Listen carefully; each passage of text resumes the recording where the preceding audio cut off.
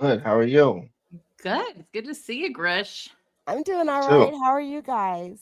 True crime wifey's there in the black hole. Yep. One day she'll show her face. Yeah, Yeah. but I won't. I will do it on my own terms, not peer pressure. Yeah, that's fine. We respect it. And I want to welcome a lot of new members. So thank y'all so much. Really excited y'all are here. And let me tell you, Grish and True Crime Wifey, they are the team because they make it happen. And this is going to be fun. Um, Whendi TV. So those of you that don't know Grish, you're like super talented web, developer, graphics. I mean, you make my stuff look like a preschooler did it. I say computer genius. He is. Like he cracked the freaking Cellbrite code. So, I'm like crying, saying the F word. My husband's like, "What is going on?" I was You gonna crying you gonna for ask her to you. help you? Yeah, and I'm like, "Oh my no." And he does a lot of that kind of stuff, and he was like, "Leslie, this is illegal." I was like, "No, it is not. I got it from the government." And he's like, "That is illegal. I can't believe you're doing legal stuff." And then she, and then she had to show him a FOIA video. Yeah, but he still doesn't believe it. I said, "Let me explain. Attorneys give other attorneys a mound of evidence, and then you don't really know what they're going to use in trial. You don't go, here's 20 pieces, and this is what I'm using." And it's a game. Well, it's also sunshine laws in Florida too, so it True. gives Yeah, the public even extra protection. right. But he To was like, that "I don't understand how no one's seen it. What about the trials?" I said, "Well, just because it's in evidence doesn't mean they use it." And that's when he's like, "That is illegal." Anyway, so I was like very upset and I'm like, "Grish, can you help?" And literally like 20 minutes later, he's like, "Oh, I got it. You're good." I'm like, "What?" So, so I told my husband, I said, "Grish, help me." He's like, "Who is Grish?" So, but I'm so excited. All these new members. And so Grish made a series called Whendi TV. And what's cool about it, Grish, is as time has progressed, like last time we talked about, like, yeah, I don't really believe that's how it went down, but that's Mhm. okay. As we learn more, right? Right. So, Yeah, it's been in the making for over 2 years, yeah, right, Grish? Like, I mean, your first Windy TV part one was what, a couple days after Charlie's verdict.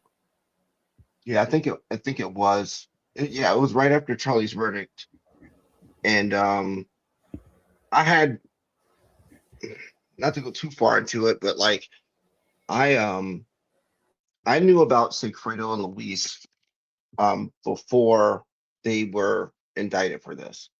So really, um yeah, wow. Yeah, and so from their yep. Rico Mm, investigation. Yep. hmm mm, So I knew about them, and so when my girlfriend put me onto this case, and she's like, "You should look into this. This is right up your alley." I'm like, "All right," because she puts the ones she puts me on always they're like they're the ones. So I looked into it, and soon as I saw Dato Tuto, I was like, "Oh, that I know who these guys are," and they're like that. So when I started really looking into it, I started noticing some things, and mainly the people that I saw at the time back in 2023 online talking about this case was Carl Steinbeck, mm. um, Judy, legal was it is it Legal Focus? A Legal Hey, Focus. yeah, she's in the Yep, chat. yep, and Fancy Fiction. And Mm-hmm. so I saw Carl Steinbeck's 110 reasons why Wendy is, culpable. And when I just looking at it from his perspective, I'm like, he's a prosecutor. And so I look at things from the other, the other side. And what he's saying, I know how that evidence becomes um noticeable to law enforcement. Mm-hmm. So certain things that they're doing, I know the steps that it takes to get to that point. So I was like, I'm just gonna make a video about this and see where it goes. And then I just kept on going. And actually, Fancy Fiction actually shared it right when I posted it because I didn't have any subscribers. I might have had like 100 subscribers at the time. So it was a Wow. good look. And Yeah, I been think I going told from you there. when I found your videos, I was like, oh my God, this is amazing. Yeah, I was one thing that really got me was when they talked about Sigfredo, that he wasn't a member of the Latin Kings. And there's one thing I do know is that you can get that's one gang that you can get out of and amicably if it's there's a name for it, it's slipping my mind, but it's called a Golden Gate. And whatever you gotta do to get a Golden Gate is what you gotta do. And I'm not saying I know this for certain, but like something like this would I think would be up there for you to get out. So by the time he's arrested for it, he might be officially out. But in the FBI paperwork, he's known as King Tuto. Mm, So, interesting. Wait, so which I one's don't know. Tuto? Which one's Tato? Tuto is Tato, Sigfredo. yep. Well, how do I remember that? What's like a good way to remember that? I gotta. And Tati is shrimp. Yeah, that's it goes like that. So like Yeah. just think of Tato, Luis. I don't know how to I don't know. I just have to show y'all my shirt. I got this on Amazon for like $7. I wore it for Grisch tonight. What is it? Is it the question mark? Oh, it's an owl. Oh, Yeah. oh, I can make you a better one than that. Come I on know, now. look, it was on Amazon. I mean, yeah, Phil was like, oh, whoops, I said my husband's name. He's like, what is that? I'm like, oh, it's just, he's like, did you need a new shirt? I know, I make you sound like a jerk. It's just funny because he's I like really it. not, he's a sweetie. But I mean, what man takes you to Vegas and is like, do you want a new purse? You can pick out what you want. I was like, yes, I do. He's just protective. He is. It's very He should sweet. be. Yeah, Yeah, we my better start a bailout fund. That's what he's worried about. My husband's like, hey, yeah, I'm going live tonight. I started a new channel called TrueCrimeWifey's Husband. It's like, shut up. Yeah. My husband's the type, never says a bad thing about anybody. Like if I were to see a baby, I think I told you this, True Crime Wifey. I see a baby, I'm like, that baby was not cute. He's like, that is so mean. You cannot say that about a baby. I'm like, yeah, I can. I'm honest. So, but he's a very nice guy. So, all right. So, do y'all want to play 5 first, and then we'll stop it, and then Grish can give us the details? Does that sound good? Say that again. We'll start with number 5, Whendi TV number 5. Okay. And Hey, then you talk, or do you want to set up more? Oh, Well, I was gonna ask if I could like say a couple little clarifications from the last time. Yes, we'd But love yeah, it. Grish, what were you gonna say? oh, I can turn if you were asking like play the speed to play it on. Mm, Is that like this one? It'll just be at regular speed. okay. All right. So one thing I wanted to clarify and tell you guys about when we were talking about the license plate readers that were installed in January of 2009 in Tallahassee. Mm-hmm. Okay, then the public is notified. I don't know if you guys caught on to this, but the public was notified 4.5 months later that they were already installed. And then I did say that in addition to that Department of Transportation newsletter in May of 2009, there were 5 to 7 years worth of approved funding to implement these license plate readers. And this was just the city of Tallahassee only. Mm. But in addition, okay, this is what I forgot to tell you guys. In addition to the license plate readers being all over the streets of the city of Tallahassee, 7 law enforcement agencies had them installed on their cars. So it was Florida Highway Patrol, And I've seen them. They're about the size of like a silver dollar on the side of the cars. And it's a camera that's recording? It's a license plate reader. It's Oh. basically scanning plates and putting it into a system called Sun Guide. Okay? It's a Wait, live what year was system. this installed? In January 2009 was the initial 16 installations on the 5 main exits off of I-10 in Tallahassee. They were on the off ramps and some of the cross streets, but one of the cross streets is Thomasville Road. Another one is North Monroe, and then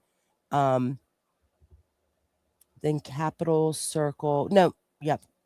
It was Thomasville Road is exit 203, North Monroe is exit 199, and then 196 is Capitol Circle on the west side of town. Okay, those were where they were also on the cross streets that go under I-10. So the 7 law enforcement agencies that had them installed on their cars. Now, this was a part of like the 5 to 7 year program over time. Okay. Was Florida Highway Patrol, Leon County Sheriff's Office, Tallahassee Police Department, FSUPD, and FAMUPD, because those 2 were basically the parking services vehicles. You know, because like they make big money on campus for parking. Right? Yeah. Everyone, if you've ever been on a college campus and you've parked in the wrong spot, you get a ticket after 5 minutes. Yeah, I've had a few. It's a big money maker. FWC is Florida Wildlife Commission, and then also DBPR, which is the Department of Business and Professional Regulation. So those were the 7 law enforcement. Can I ask a question though? Are these the same thing as flock that are being used in the Tepe? No. These are license plate readers. I don't know if they're calling them flock in the Tepe case, but these are license plate readers. They scan license plates. So this is what we have at the entrance to my neighborhood. It scans every license plate because there was a break-in here like a year ago, and they were able to figure it out, but it was a stolen plate. But it's a flock camera. I think flock's like a brand. Oh, okay. But I think they are saying that in the Tepe case. I don't know, but okay, I was just curious. Well, and because the Panhandle, like right above Tallahassee is Georgia. Right. So you can actually see there's like major cameras that are like on 319, which is Thomasville Road. It turns into 319 when you go north into Georgia, and it's scanning every single vehicle that's coming into Florida. They have it on when North Monroe is 27. And if you just keep driving north on North Monroe, you go into Gadsden County and then you enter in Georgia. They're clearly right there as well. Even all of the back roads too. I think it's a little big brother. I'm just going to say it. Oh yeah. No, I mean, it is. I mean, I'm not. I get it for crime, but I feel like somebody could like almost frame with it. I don't know.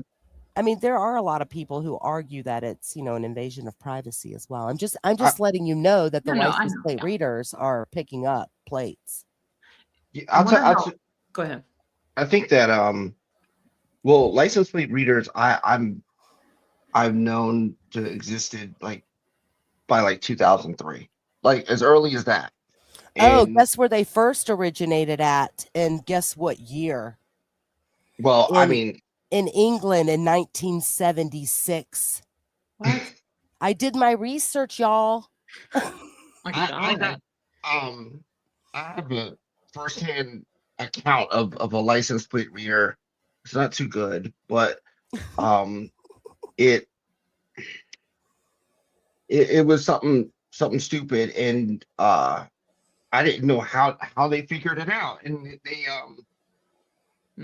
had a and not like mounted on the car, but it was just like they would just go around and scan plates. Like I had a place this is in Maryland, and I had a place that people from like Baltimore City, if they stole cars, they would put them in Howard County, where I'm from, in a certain area that is a really big apartment complex. And this is and one of my friends took my car and put a different license plate on it. For what reason? I don't know. And when I came outside, they were ready for me. So like though that was like 2003 or 4, something like that. And so they've been around. It's just that the technology has gotten better as far as like putting them on near traffic lights where they can zoom in and get the resolution off of them. But before it was I learned about this firsthand. Like it's handheld and they just drive by and just scan. But Yeah. Scary. yeah, It's but developed over time. yeah, and I think that one other thing I want to add is that I kind of at first thought it was like, yeah, it's a invasion of privacy, but for in terms of what when you mean like for crime, but if you're not committing crime, crime can be committed toward you, and you would want to know Oh, I where agree. your car or someone is, and someone Yeah. you would that's so I think that's the I mean, yeah, it's they can abuse that system if they want to in terms of like the law enforcement, but I kind of like agree Mhm. with it. I think you Mhm. can go online for your city and it shows you everywhere there is one. Like it's the law. They have to do that, right? Mhm. Yes. Okay. If this is real, then, and there really are everywhere, then there should be no cold cases Well, going forward. I think that it's and law enforcement isn't going to tell everybody that they're using that technology. I Mhm. mean, one thing that you do hear, like, because I do watch, like, police chases and stuff. So I do, like, hear, like, Arkansas State Patrol, like, they'll get a call, like, so and so just robbed somewhere. They're headed, I don't even know what interstates are over there, but I don't know. I watch them. They're very exciting. Trooper Jacob Bird, if you know, you know. But I also watch them in Florida Highway Patrols too. And you'll hear like someone just robbed, XYZ bank. They're headed, you know, eastbound on I-4. They're in Mhm. Orange County. And then you'll start, and then, here's the description of the car. And then they'll start going because they've picked up the license plate when they fled the bank after robbing it. Mm. Mm. Top Cat has a good comment. Plate readers weren't used as evidence in any trial. So I wonder, are they admissible? Well, the thing is that law enforcement isn't like out there screaming and hooting and hollering, telling everybody that they use them for things. You got to pick up on it when you're, watching, whether it's body cam footage or, Mhm. dash cam footage of cop cars on Mm. chases and things like that. Right. So okay, I don't know if you guys want to still talk about it, but another thing I wanted to, bring up because I almost started to, but I didn't have my notes. Well, I did have my notes out, but I didn't have them in like a very good order. But when we were talking about October 31st of 2013, I Mhm. kept thinking, I was like, something else happened. Something else happened on this day. Well, two additional things happened on that day. Tell us. One is when Charlie sends the photo of him and Katie McBanoa to In the keys. Wendi. In the keys. Yeah. Yeah, the Mhm. one that that Grisch determined was from Oh yeah. WhatsApp. Mhm. And the other thing that I forgot is on October 31st of 2013, Wendi files a motion in divorce court to enforce the marital settlement agreement and to show cause why Dan Markel should not be held in contempt of court in regarding Dan not paying her 50,000 of the 120,000 that he owes her for the house. Wait, So a lot of stuff went down on on Halloween 2013.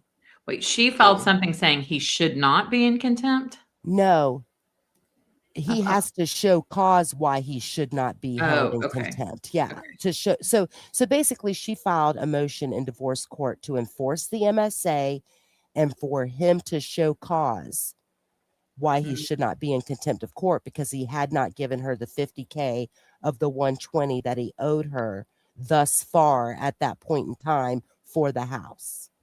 Dan's a So I just want beast. to let y'all know that. Okay. Dan, So, Dan let me just say this. Like, based off what you said, Dan Markel is jeez, man. Like, that is brilliant for him to do that. Like, for Wendi to file a show cause motion, all Dan has to do is show all the crazy stuff that Wendi did. Mm. mm-hmm. So He it's like forced you her want hand, kind of. say that again? He forced her hand. Yeah. So like if she's asking for proof on why, like saying, why am I not getting the rest of this money? He can just put forth, oh, here's this. Now she's has to pretty much answer to what she did, Mm-hmm. even though it's making him provide proof for why he's not paying. Why he hasn't paid is pretty much because she took a whole bunch of money. Mm-hmm. And I don't think that Wendi knew that. If I'm going Yeah. based off what TrueCrimeWifey is saying. Yeah. Well, and this is kind of what's funny about it. Well, I'm not funny, haha, but he literally doesn't answer. He doesn't answer. There's no filings. There's nothing. So this is like definitely savage in a good way. He follows up with answering it in January on the 30th by giving her, remember, he gave her $54,725 and turns around and files the motion saying that she's breached the marital settlement agreement. She needs to show her money, and it gives him the right to withhold the rest of the $120K. He's a beast. He's a beast. So I'm just saying, like, like when we talk about contention, right? Contentious divorce, like, yeah, like Linda Bailey, shut up, girl. Like, it was a contentious divorce. Crap kept happening after the divorce was final. Yeah. Even Wendi has testified that it was contentious in previous trials. I mean, it's so silly that they tried to message that it wasn't. So, I mean, I mean, contentious is their frame of reference for contentious is that's what they do every day are divorces. So of course, like what's really bad can be just normal to them. True. Yes. So I just wanted to, because I think I like started to talk about, I was like, oh no, I'm in 2012, like, but I just wanted to kind of tell you guys that, because I kept thinking, I was like, something else on Halloween, but okay. Nice. All right. So we ready? Mm-hmm. Y'all are going to be addicted to Grisch videos. So everybody needs to follow Grisch, or what? Not follow. I'm talking like subscribe. Instagram. Subscribe to Grisch, and some people have posted the link in the chat, and also True Crime Wifey. So she's in the Tallahassee area, so she's always got a lot of good inside stuff. Here we go.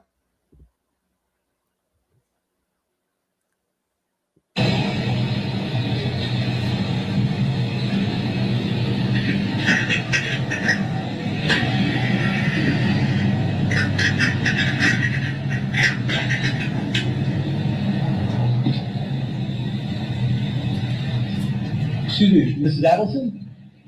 How you doing? Just want to give you this. Listen. Good, don't be scared. Listen, just want to let you know that we know that your family has been taking care of Katie and her friend Tuco for quite some time after your problem up north has been resolved. And I want to let you know that my brother, he's incarcerated. He helped your family with this problem you guys had up north. And we want to make sure that he's going through some rough times. We want to make sure that you take care of what he's going through, the way you're taking care of Katie and Tuco. Well, this will explain it. Obviously, that's from the bump. The undercover names people who were involved, and the first call Donna made after she was approached was to Charlie. A lot of y'all have seen and heard this from Charlie's trial, but there's more to this conversation than you may think. And it applies to the June trip that Secreto and Luis took to Tallahassee. I wouldn't, there's scumbags out there all the time that try to do stuff like that. Oh, I know. Yeah. So That's why you just won't be doing. See, because I don't want, not your father upset. So, don't say anything to Dad and Dad take a look at it, because Dad flies off absolutely. Absolutely. on everything. That's why I suggested, after he goes to work tomorrow. Did the person give you any kind of like time frame or anything? No. Okay. But it's Yeah. clear. It's clear what's wanted. What did, can I just ask you, what did they ask for? I don't know, this TV is probably about 5. They asked you for $5,000? The undercover names Katie and Tuto. It implies Luis by saying his brother was incarcerated. He also implies Dan's murder in Tallahassee by saying the problem up north. I think every noun is either direct or an implication. But what about the $5,000 that the undercover's demanding? The undercover also texted Donna. Okay, so if you'll read this text for us. This was sent from the undercover to Donna Adelson. Yes, ma'am. Okay, go ahead. So you don't take me serious. You think I'm playing. You have some puta call me to see if I'm for real. If you think what Katie, baby daddy did for you can't come back, you're fucking crazy. I want the money now or I'm going after the 100K. I could only imagine how they reacted to that. You got a guy in Miami who's claiming to be Luis's brother. He's tall, but Luis is short. He says puta, which is Mexican slang for whore, and Luis is Puerto Rican. So does he mean he's his actual brother or a fellow gang member?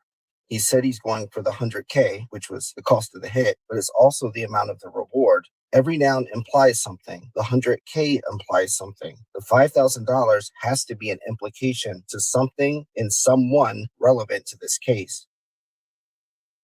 From March to July. Well, like you said, the trip before, right? The June. Yep, that's the June trip. I was never aware, like Sigfredo's always goes out of town or whatever business he has to do or whatever. Like he never told me where he was going. Okay. Like I didn't know anything about the whole Tallahassee or whatever. He never mentioned that, kept that away from me, any information. So, but he did say he was going out of town. He did, but at some point with that, That's what, yeah. So tell me about Sigfredo that. didn't have any money, obviously. So he'd be like, well, I need some money so I can go out of town. I'm thinking in my head, maybe this is where he needs to scope things out or whatever. So that's where I will go to Charlie and I'm like, hey, like I need some money so that, to take care of whatever expenses and stuff. right. So you're telling the expenses for them planning what they're taking care of for Charlie. That's, I guess, assumed. Assumed? Okay. Yeah. So you just tell them I need more money for expenses. And it's assumed. Because he's never given me, he At never that point, gave he can't me give any you money at all. Okay, so Yeah. so that was the first time he gave you money. Yeah. So the first time he gave you money is when you're going back and you're like, hey, I need money for expenses. Yeah. Because this is, Now because it's Sigfredo's telling me like, hey, I we're need some going, money. I need money that this is trying to be planned. Yes. Okay, so that's what Sigfredo's telling you. So then you go to Charlie and you tell him, hey, we need money for expenses. So, and that's the understanding, expenses for planning what is about to happen. Yes. Okay. How soon before he left for out of town did that happen? For what, when he In the would give June, me the first one you said when you went to See, I don't know time. I mean, I don't know when he did leave. Obviously now I know like the June and July trip. But at the time you didn't know. Yeah. Like he just asked me for money. I wanted Charlie, got the money and then gave it to back him. I don't know when he went or how soon he went after I handed him that money. Okay. Do you know how much money it was you got for Charlie? Like a couple $100. Has to be, like less than probably 5.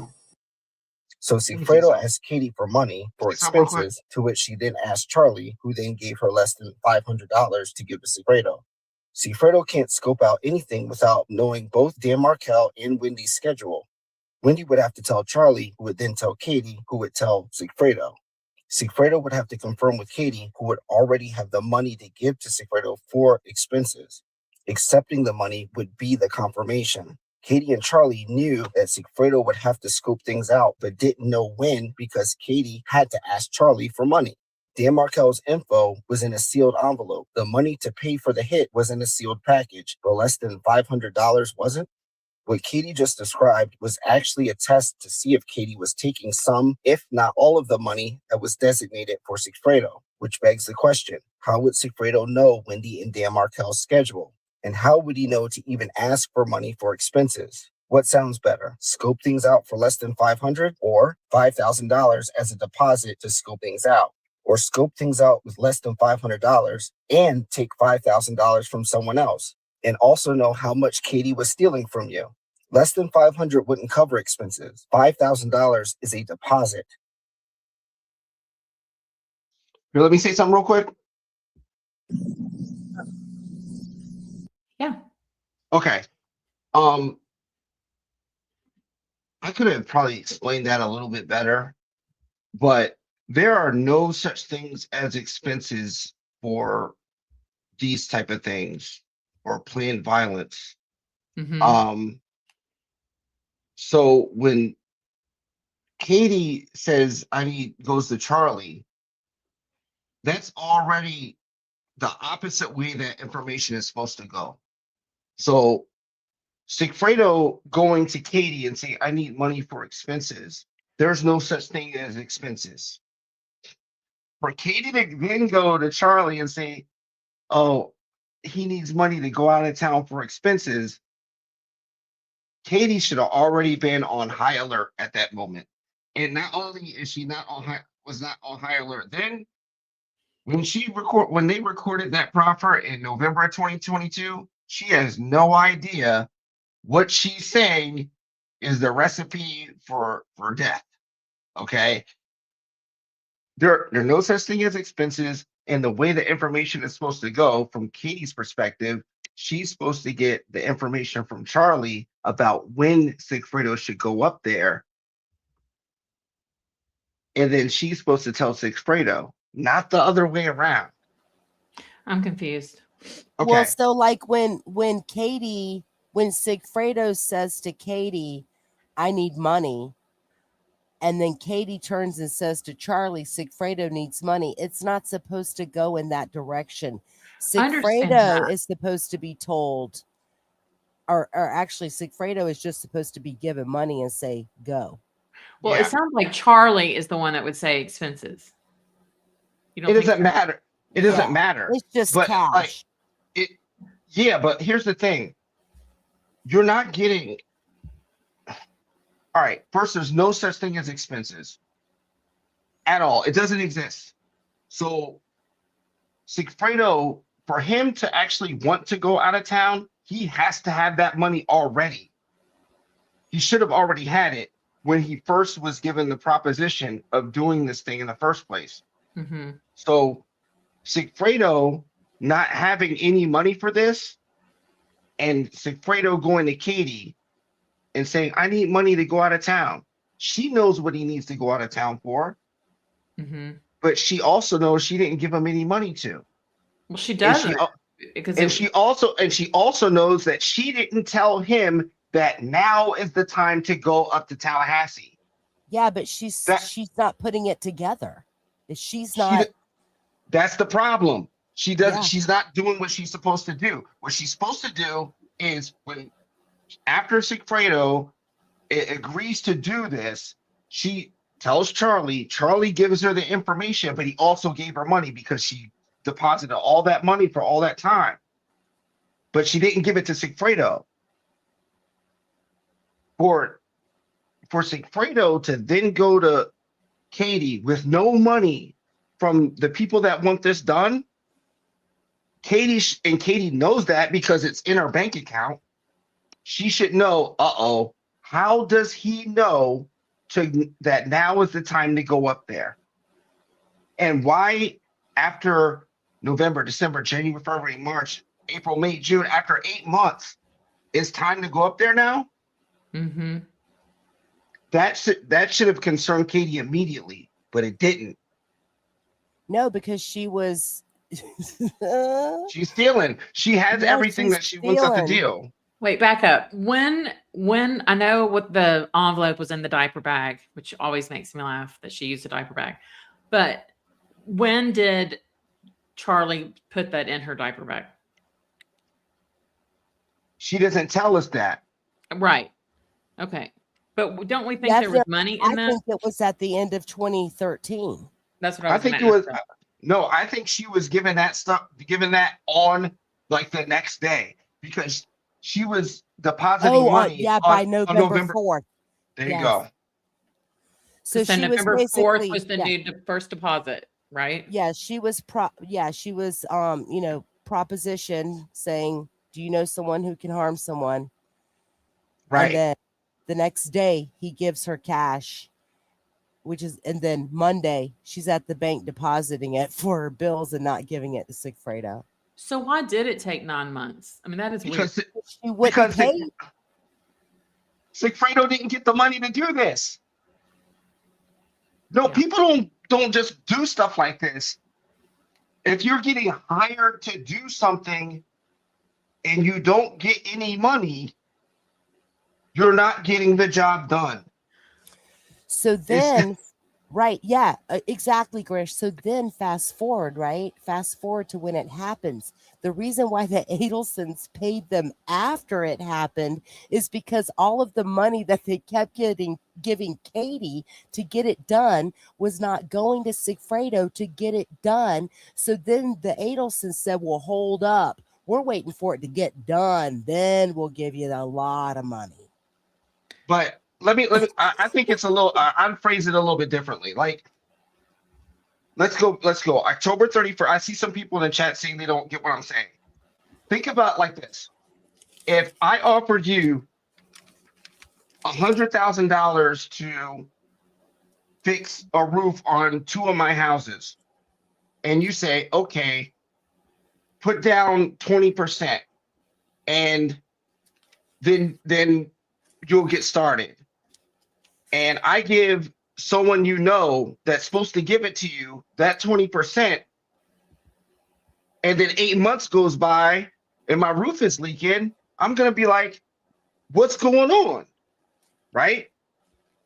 Right. But well before the 8 months, let's say 3 months goes by, I'm gonna call the people that are responsible for getting the job done.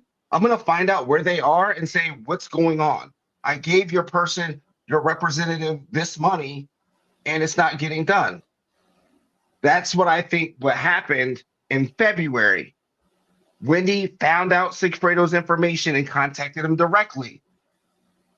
Because on Google Trends in Tallahassee, someone in Tallahassee was looking up Sigfredo Garcia in mid-February of 2014. Then March 11th, they have that double date. At Yardbird? Yes. Mm-hmm. So I think that's when Wendi was able to prove to Sigfredo by Sigfredo telling her, you better go somewhere where I can see you from a distance and give her money. And then if I don't get it, then I know that she's lying to me and stealing the whole time. I guess where I'm just mind blown. So it's 9 months essentially, right? From the end of October to July or so, 9 months ish, right? I mean, if I'm the Adelsons, after like 5 weeks, 5 days, I'd be like, what the heck's going on? Right. And Katie said that Charlie kept asking her, what's going on? What's going on? So that's what Wendi said, I'll take over. Yeah. But I don't need y'all. Mm-hmm. Katie or Charlie. I'll just go direct to the dude that's doing it. That's what you would do. That's what you would do in a regular sense. If this person is the relay person and they're not relaying the information in the money, mm-hmm. you got to go to direct to the person that's getting the job done. That makes sense. I never understood. Okay, so all this Halloween 2013. So how did we get to July 2014? Like, what happened in between? I think that Charlie's an idiot. Charlie didn't care. Idiot brother. Yeah. But Charlie didn't care. I don't think Charlie cared. He didn't really care. It didn't affect him. Because he had a puta. Yeah, and someone said it's not just Mexican slang. That's true. But by and large, most people that say that word are Mexican. So I'm just going to tell you, I did not know what that word meant until tonight. I thought it meant like kitty cat, like meow. No. And I'm, Nah. but But I mean, Yeah. it's kind of the same thing. Like when I was little, like the first Spanish words I ever learned was besa mi hijo, besa mi culo, hijo de puta. Kiss my ass, you son of a bitch. See, I took French. I was in a useless language.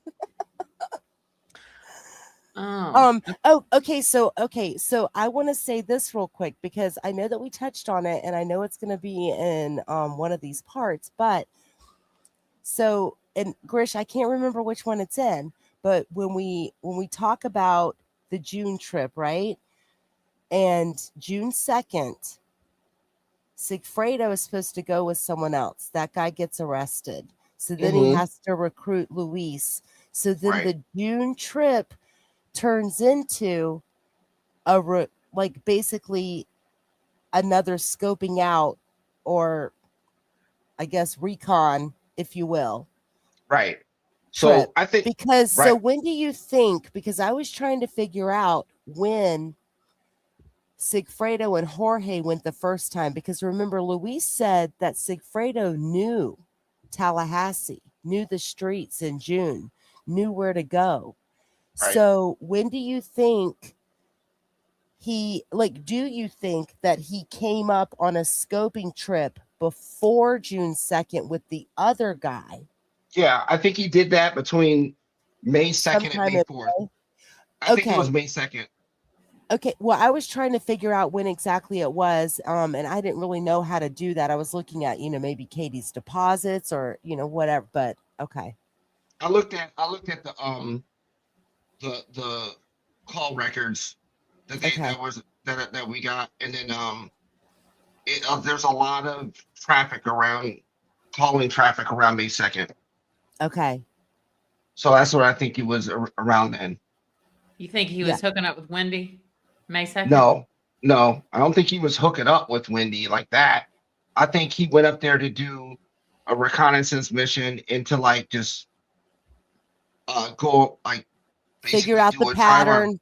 Yeah, right. Figure out the pattern. Figure out Dan's daily schedule when he had the kids, when he, because he pretty much did, he's on a schedule, right? He takes the kids, he goes to the gym, on days that he doesn't have to go into the office and he's getting ready for a trip or whatnot. So Jorge and Sigfredo, that's the other guy. They did a scoping trip. They were supposed to do the deed in June, but Sigfredo can't get a hold of Jorge because he's in jail on June 2nd. And then and Sigfredo's ready to go, right? He goes and gets the car, but then he gets a speeding ticket and then has to go back and get another car. And then he's like, where the hell's Jorge? Oh, shit. And then he's like, well, let me go call Luis. Yep. And then that trip turns into a dry run for Sigfredo and the new guy, Luis. Right. So it's like starting all over and being that. So from Luis's perspective, I can only imagine how does he already know his way around here like that? Or because Luis is probably going to ask him these questions. He doesn't say it in the proper, but he's asking questions that are around the in the ballpark of how do you what's going on here? Why are you doing this and coming all the way up here to do this to a civilian? Because he told Luis in the beginning that it was going to be like a robbery, which is fair game if you're selling stuff or whatever. Like getting robbed is part of it, and that's what they do. And so having Luis get the bait and switch, I'd be livid if I were Luis. Well, when did he know it was a murder? I thought he did know on the way up. Was that in July? No, in June it was a robbery, but then a little bit later when they got on the road, I think it was when they got on the road, he told them it's we're getting hired. Gotcha. Is there truth to the $50,000 original story that they I think got? that what Jeff LeCasse said, Yeah. like the 50. I think there is some truth because remember he said he didn't know if it was $15,000 or $50,000, Mm-hmm. but she gave. Well, there was about $15,000 that Katie deposited before everything was done. So But it may have been 50. They said Remember- a man took off with that money and never did anything. Well, think about it from Wendy's perspective. If money was given to them to Katie, and Wendy knows this, and nothing gets done, they ran off. Right? Mm-hmm. Giving it to Katie and Katie saying, "Oh, they got it, but there's nothing getting done." What else is Katie gonna say? "Oh yeah, I threw it in the bank." No, she's gonna act like oh, I don't know. Yeah, and we don't know what her and Charlie's conversations were, right? I mean, I think Right. Charlie and her just out dating, having a good time, doing whatever. Like he's like, whenever it happens, it happens. Yeah, Remind me. So she started depositing money November of 2013. How much was it then? Oh, Do you the remember? first deposit, I don't remember, but it was in small increments between like 200 to 2,000. but she deposits it basically every 2 weeks in like November and December, because before November 4th deposits, I can't remember the exact breakdown, because I put a breakdown in one of your I think in our last video, like under the comments, but then I was like, wait a second, let me go back, and then I couldn't find it in my notes, but I thought that she had only deposited like, several $100 the entire year between like January and October of $400. 2013. Yeah, $400 she deposited between January and October. And In so cash. then, in cash. But her total of cash deposits for 2013 is $13,035. And this is according to Mary Hull's testimony. So that means that between November 4th and December 31st, she deposited $12,635 in cash into her account. That she did herself or someone else? Well, so her total deposits for cash, Katie's total deposits for cash deposits in 2013 equals $13,035. So if she'd only deposited cash, period, $400, the total year, that means $13,035 minus $400. It means that $12,635 was deposited the rest of the year of 2013. There's like two different documents. One that says not the balance, not what's being deposited just in the account, but who's depositing that money. And it had another McBanois, and it was a lot of deposits, and then it showed the different sources of the funds, and one of them was another McBanois, and I think that was in cash as well. But what Katie herself was depositing, she was doing this at ATMs. She put $400 in there on between January and October, and then it starts going up for Katie herself depositing it in those two bank accounts. She's such an idiot. She was thinking, oh, if I deposit at the ATM, no one will know it's cash. She's so stupid. Well, and I'm only quoting the cash deposit breakdowns of Catherine McBanois from Mary Hull's testimony. And I know that and like we said, there's so much evidence, but each trial they only use what they need to convict that person. So Right. each trial we see Yeah. a different spreadsheet of the money, right? Mhm. And so because then in 2014 the cash is like $46,820 of cash. She made like double what the whole like. He wasn't even working. No, she had a little job. She worked for Yeah, Dr. but Obed and this and that. But why was can't she really- even depositing it? I wouldn't even think a But that criminal would put stuff in a bank. That $46,820 in 2014 of cash deposits, that was 64% of income in her banking account, meaning the other 36% was, Adelson Institute was 4% that year. And then the rest of the 36% were like the Sophie Dental, Obed, and then maybe the bottle. I don't know. Yeah. Wherever else she was working. She's greedy. Like, okay, so Yes, she's greedy. So she had an agreement with Charlie to get paid on their payroll, not just because to get paid for her cut of it, but also so she has a certain income so she can get certain benefits. Yeah, like Now- Medicaid or something. And then she takes the chunk that's really supposed to be for Sigfredo and Luis. If she would have kept it solid, that $100K should have been for Luis and Sigfredo to break down. But no, she doesn't do that. She takes the deposit money, and it's in terms of the rules going, like Sigfredo, if he acknowledges that Katie was taking the money and it was proven to him and he wants to continue along with the process, then he has to consider that money that Katie stole as if he actually received it. I mean, what was she doing with all this money? She put it in the bank. She can't. Yeah, but I mean, like Yindra said, she wasn't going all out spending all this money and stuff because she can't, because that'll be a red flag to Sigfredo.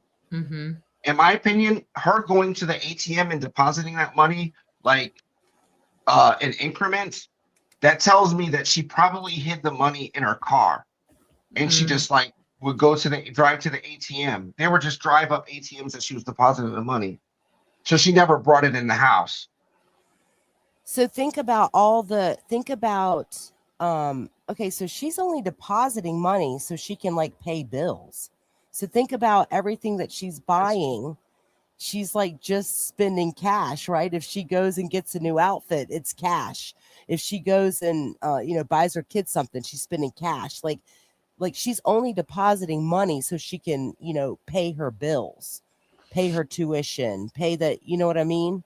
I think she's depositing it so Sigfredo doesn't see it, because she can't bring that much money into the house. Like that takes up a lot of space. And so you have all this money, you can't really hide that, So she probably had it in her car and then would deposit it into the bank, because she wasn't depositing $546 or $307. It was 100 or like say like 200, 600, 400. She was doing it that way. They were all even numbers of 100. Carolina asked, Sigfredo and Wendi could have been communicating in the Cupid dating app. Yeah, we talked about that last time. I think so. I don't. You don't think they used it? I do. Nah. I think the OkCupid app was intentionally on Wendy's end to make Jeff Lacasse go crazy. Because if she's that blatant, think about all the other stuff she was doing. She was coming back with like smack marks on her and stuff like that. And with that app, he picks up. All right, think about this. If you're Jeff and you know that your woman is out there in the streets giving it to everybody, then he sees that OkCupid. Oh, she's not just doing this to guys that she just meets in person. She's online with it. Then that from a man's perspective, it's like, oh, she's out there. I don't know anybody that was using OkCupid in 2014. It was Tinder. Tinder was it. Well, what was the fish one? What was that one called? Plenty of Fish? Yes. No, that's Plenty of Whales. I'm sorry. Yeah, Plenty of Fish was bad stuff. I've never heard of OkCupid. I've never been on a dating app. I don't have any other social media other than I have some YouTube. really bad dating app stories. That could be a whole show in itself. How about the one where I sat down and the guy's like, so is it a problem if I have a felony? That's the first thing he said. Me. And what'd you say? I was like, no. I was just like, what? And he said, yeah. He said, what was it for?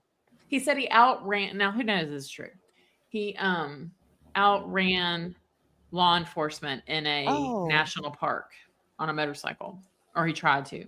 Oh, okay. Well, I'd be like, okay, let me see the video. No, and so I was like, oh, okay. Of course, I'm thinking, yeah, I'm getting out of here. And then he says, I'm really feeling a connection with you. And I thought, okay. And he said, what would you do if I stood up right now and smacked your ass? Oh. Well, I don't know about all that on a first date. And I was like, oh my God. I said, I need to go to the restroom. And I never went back to the table. Oh my yeah, it's good for I got the heck out of there. Yeah. I used to be kind of wild, but I mean, my husband and I, we used to drive all over Tampa on his motorcycle without helmets. Like, oh my gosh, stupid. We had a lot of fun. We didn't have kids till much later. We've been together for almost 28 years. That's cool. Oh, wow.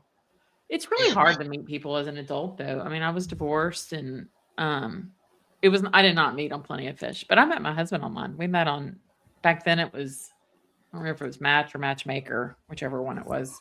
I think Match is for people that are actually serious about like getting together. But like Tinder is just like. I never went on that. Yeah, I was on there. there. I think it's also generational, like, depending upon what generation you're in. Yeah. I mean, this was because I think you're a lot younger. Yeah, this was too.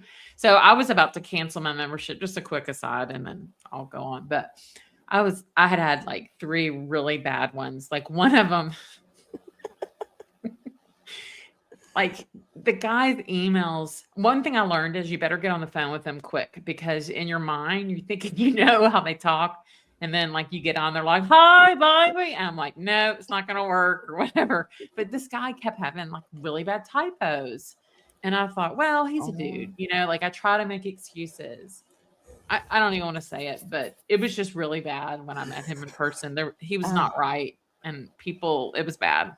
And then I had another one. The guy was like, look, I'm really scared. I'm driving on this suspended license. I'm like, what's happening? So I was about to cancel, days. And then my husband sent me like a wink or something. And he was just like so different than anybody. I mean, first of all, it was like typed perfectly. And then he's like, I would like us to meet, but I do not want it to involve alcohol. I feel like that changes people. Could we meet at a coffee shop? So we met at a coffee shop. And the rest is history. And 2 years later, we got engaged at that coffee shop. Isn't that cute? Oh, that's so cute. It's closing though, which is sad, but it's by Vanderbilt. But yeah.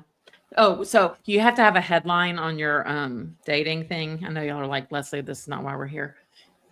So do y'all remember? Well, you're young, Grisch. You probably don't know, but there used to be a movie. You're a lot younger than us, Grisch. Yeah, I could probably be Grish's mom. There was a movie called Must Love Dogs, and that was a girl's headline that was doing dating online. Y'all know what I'm talking about? Yes. What did you say? Must love dogs. But I didn't do that. So I like sushi, and I'm kind of a spicy person. So I said, must love wasabi. That was my tagline. This is so stupid. But when my husband came to meet me, he had gone to a Japanese market and bought like a special wasabi, and had gone to Hallmark and bought like the little curly Q ribbon that you stick on the box, Oh, yeah, cute. And he was like, I have a gift for you. Is that not the sweetest thing? That's when I knew. I was like, oh, this guy's different. He's different. Yeah. Aw. My husband snagged me with a 311 t-shirt. That's nice. If you guys know what that, if you guys Yeah, the know band. the band 311. I know what that is. Yeah. So, anyhow, all right. Okay, sorry about that. Yeah, I'm sorry. I went off on a tangent, but it's a fun little. It's a cute little story. But there is so there is a possibility though. Like, let's not say it's just an OkCupid app. Let's say it's like it looks like a calculator app. It looks like, a financial app or something Scrabble, like that. Words with Friends. Yeah, they could have been communicating through, if it wasn't through just straight WhatsApp, they could have been communicating through something that, even if Katie would go through Sigfredo's phone, because I agree with Grisch, like Katie is the type of girl to go through a dude's phone. Yeah. Plus, I he was running around with shrimp, and I mean, they had a toxic relationship in a lot of ways, like back and forth. Yeah. There's no way that OkCupid, I couldn't see Sigfredo using that. I think he would all right, first of all, Sigfredo is not it's on him to determine the lines of communication. It's not up to Wendi. Wendi can't say, oh, download OkCupid. She has to do what Sigfredo says. And who knows what Sigfredo knows as far as communicating. Back then, there were a lot of different things that you could use in terms of communicating that aren't the typical means. So like words with friends. Back in that time, that was a good way to But maybe she was communicating with Katie that way. That wouldn't surprise me. I think Wendi, in the beginning, I thought that Wendi may have communicated a lot with Katie, but now I don't think so. I think once Katie wasn't, it was obvious that she wasn't relaying the information money to Sigfredo. Wendi went straight for Sigfredo. Yeah. And Sigfredo may have had another way of communicating. And sometimes communicating isn't just about the way in which to communicate, but when to communicate. Like, don't ever text me at these hours between here and here. Only text me at this time on this day. Mm-hmm. Yeah, and Wendi didn't need to communicate with Katie. Like, right. Wendi Once didn't she need has to be Sigfredo, she don't bothered. have to. Yeah. Okay. Okay, I'm gonna hit play, but Kristen, I've thought about this too. Katie's got implants and she's in prison, and you're supposed to get new ones. You said every 10 years. I thought it was like every 20 now. I guess it depends. But yeah, I mean, they're not going to be doing that in prison, I guess, unless it's leaking and she's going septic or something. Oh no. Yeah, but you're supposed to replace them. Oh, you are? Is it every 10 years? Yeah, I wouldn't know. No, I don't know, but my friends that have them, yeah, you have to get MRIs and stuff. Okay. Okay.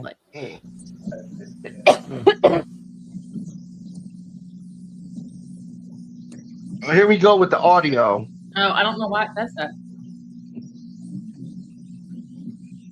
I think it has something to do with the pitch of it because, it's a recording of a recording. Yeah. I'm sorry. Yeah. We can go past this part. This is when Sigfredo talks about the money that he got from the lady being, Okay. And we've just seen Katie say 500, and now Luis is talking about how 5,000. Yeah, 5,000, $2,000 in Tuto's pocket. Yeah. So for some reason, this video, it just doesn't come through on the StreamYard for y'all. I think it's just I don't know what you call it. I think it's just the way the audio picks it up. Yeah. Okay. But that was a big clue in the end, that the money that Sigfredo had was not moldy or stapled. Yeah. If he got it, Luis would have said that if he knew that, Because he got Wendy's stack of cash. He got that the actual good money. Before we continue into part 6, Oh, I want to recap. Okay. Are we good? Yep. some of the information we've gone over so far. I've pretty much explained the events in chronological order from about fall of 2013 to about June of 2014. If I go over certain events more than once, it's because it adds context to the bigger picture. October 31st, 2013 is when Charlie asked Katie if she knew anybody that could harm someone. This idea likely originated from Donna. The person Katie knew was Sigfredo. Fast forward to March 11th, 2014, the dinner that Jeff Lacasse had with Wendi, Charlie, and Katie. Jeff said that Wendi was excited to meet Katie. From the events surrounding Jeff's testimony, it seems like the reason Wendi was excited to meet Katie was because she would learn who was going to shoot her ex-husband. In part 2, I talked about Wendi's character traits, mainly her being entitled, antagonistic, and manipulative. One of the tactics of manipulation that Wendi uses is called triangulation. And Wendi would use this manipulation tactic against Jeff and Dan to provoke Dan into assaulting her so she can gain leverage in their divorce.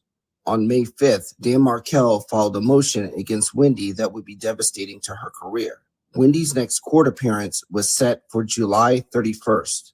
This is what gave Wendi the sense of urgency to have Dan killed. Which brings us to June 2nd. Sigfredo brings on Luis and they go on their first trip to Tallahassee. Money-wise, Donna was paying Katie through the Adelson payroll after the murder. Katie said that before Sigfredo and Luis went to Tallahassee, Sigfredo asked her for money for expenses to give to Sigfredo. She said that she got less than $500 from Charlie to give to Sigfredo. Luis, on the other hand, said Sigfredo got $5,000 from the lady. The lady that Luis was talking about was Whendi Adelson. Yeah, on June 3rd, Wendi handed Sigfredo $5,000 as a deposit. Here's why. So you just tell him I need more money for expenses. And it's assumed. He's never given me, he never gave me any money at all. He's never given me, he never gave me any money at all. Okay, so that was the first time he gave you money. Yeah. So the first time he gave you money is when you're going back and you're like, hey, I need money for expenses. Yeah. Yes. Because this is, because Sigfredo's telling me like, hey, I we're need some going money. any money that this is trying to be planned. Yes. Okay, so that's what Sigfredo's telling you. So then you go to Charlie and you tell him, hey, we need money for expenses. So, and that's the understanding, expenses for planning what is about to happen. Yes. Okay. How soon before he left for out of town did that happen? For what, when he In would give me the first one, you said when he went to See, I don't know time. I mean, I don't know when he did leave. Obviously now I know like the June and July trip. But at the time you didn't know. Yeah, like he just asked me for money. I went to Charlie, got the money, and then gave it to him. I don't know when he went or how soon he went after I handed him that money. Okay. Do you know how much money it was you got from Charlie? Like a couple $100. Has to be, like less than probably 5. What Katie just said was crazy. Katie explained a method that people use to determine if someone is stealing, but her narrative is from the perspective of the person who's being suspected of stealing. And after all these years, from the time that this took place to November of 2022, when she sat down for this proffer, she is still oblivious to that. I'll explain how this works. I'll use an example of a customer who is buying a certain product. You have the supplier and you have the customer. You have their respective conduits. These conduits meet to exchange the product for money. So let's say the supplier notices that there's a couple $100 missing out of the package of money that he's due to receive after his product has been delivered. The supplier doesn't think that his own conduit is doing this because he brings back the supplier with accurate funds from his other customers. So the suspected thief is the customer's conduit. The supplier tells his conduit that the customer shorted him $200. The supplier's conduit would tell the customer's conduit about the $200 shortage. The customer's conduit knows he's taking money out of the envelope, so he'll act like he told the customer, and the customer covered the shortage. But in reality, the customer's conduit gave the supplier's conduit $200 out of his own pocket, but didn't tell the customer. Neither conduit knows that the supplier contacted the customer directly after the second time it happened. They let it happen another 3 or 4 times. When the supplier's conduit told the customer's conduit about the $200 shortage, and they didn't say anything to the customer, Then both sides successfully identified the thief. How can Katie say that Charlie hasn't given her any money at all, but also say she needed more money for expenses? You only ask for more money if it's in addition to money that you already received. So Katie already received some money that was not for expenses, but was in the context of this conspiracy prior to the murder itself. It was a deposit, and Katie kept that deposit money for herself. That's why Sigfredo didn't do anything from November until June. He didn't know she got the deposit money, or maybe he did. While I was writing this, the YouTube algorithm randomly played a video by Roberta Glass, who was commenting on a document posted by Murder by Maestro. I think the document was Katie's probable cause affidavit. McManor made cash deposits which totaled approximately $17,000, with approximately $10,000 of that total deposit in the 4 months immediately preceding the homicide. You heard what Miss Roberta said. July 2013 to July of 2014, $17,000 Katie deposited into her bank account. Of that $17,000, $10,000 was deposited 4 months immediately prior to the murder. The murder was in July, so June, May, April, March. That dinner was in March. This is how I think the events surrounding the March dinner actually went. About a month before the dinner, Wendi finds Katie's Facebook page. From Katie's page, she finds Sigfredo's page. Sigfredo's page is public and also has his number on his profile. She calls him from her burner phone. He realizes who is calling and calls her back on his burner phone. Wendi tells him that Charlie has given Katie money intended for him since he received the envelope. It was the deposit that lets him know that they're serious about having Dan Markel killed. He said he hasn't gotten any money. Sigfredo knows how Katie is, but he just can't go on Wendi's word. Sigfredo tells Wendi to get Charlie to introduce Wendi to Katie. At some point, go out to dinner, and while Sigfredo is watching from across the street or the parking lot, Wendi hands Katie some money so he can witness her accepting the money from Wendi. While Wendi had dinner with Jeff, Charlie, and Katie, Sigfredo watched from a short distance as Wendi handed Katie an envelope with money in it.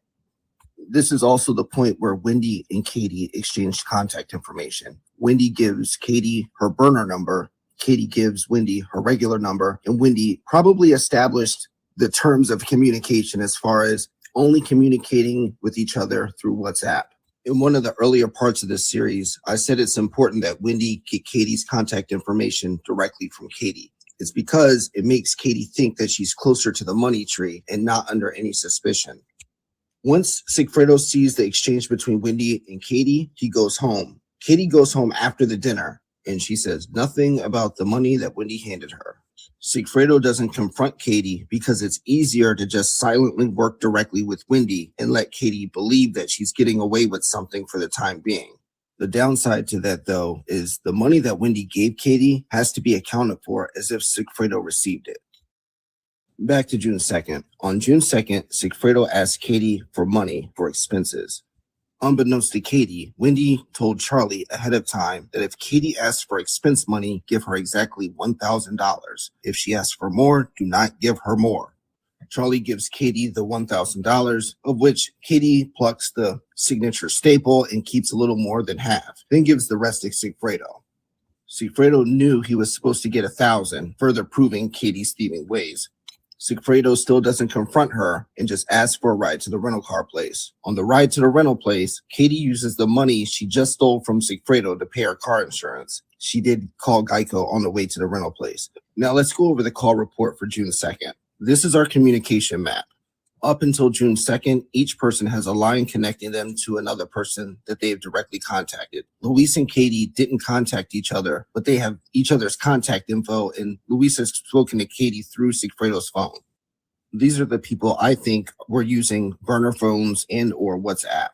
Charlie had WhatsApp, Katie had WhatsApp, Sigfredo was using a burner. Wendi was also using WhatsApp, but it was on a burner smartphone. Now, for June 2nd, I'm going to go over the calls that are between 8:30 p.m. and 11:30 p.m. I'm going to figure out what's going on over that 3-hour period from the call report. Okay, let's pick up where we left off, where Katie pockets Sigfredo's money and calls Geico.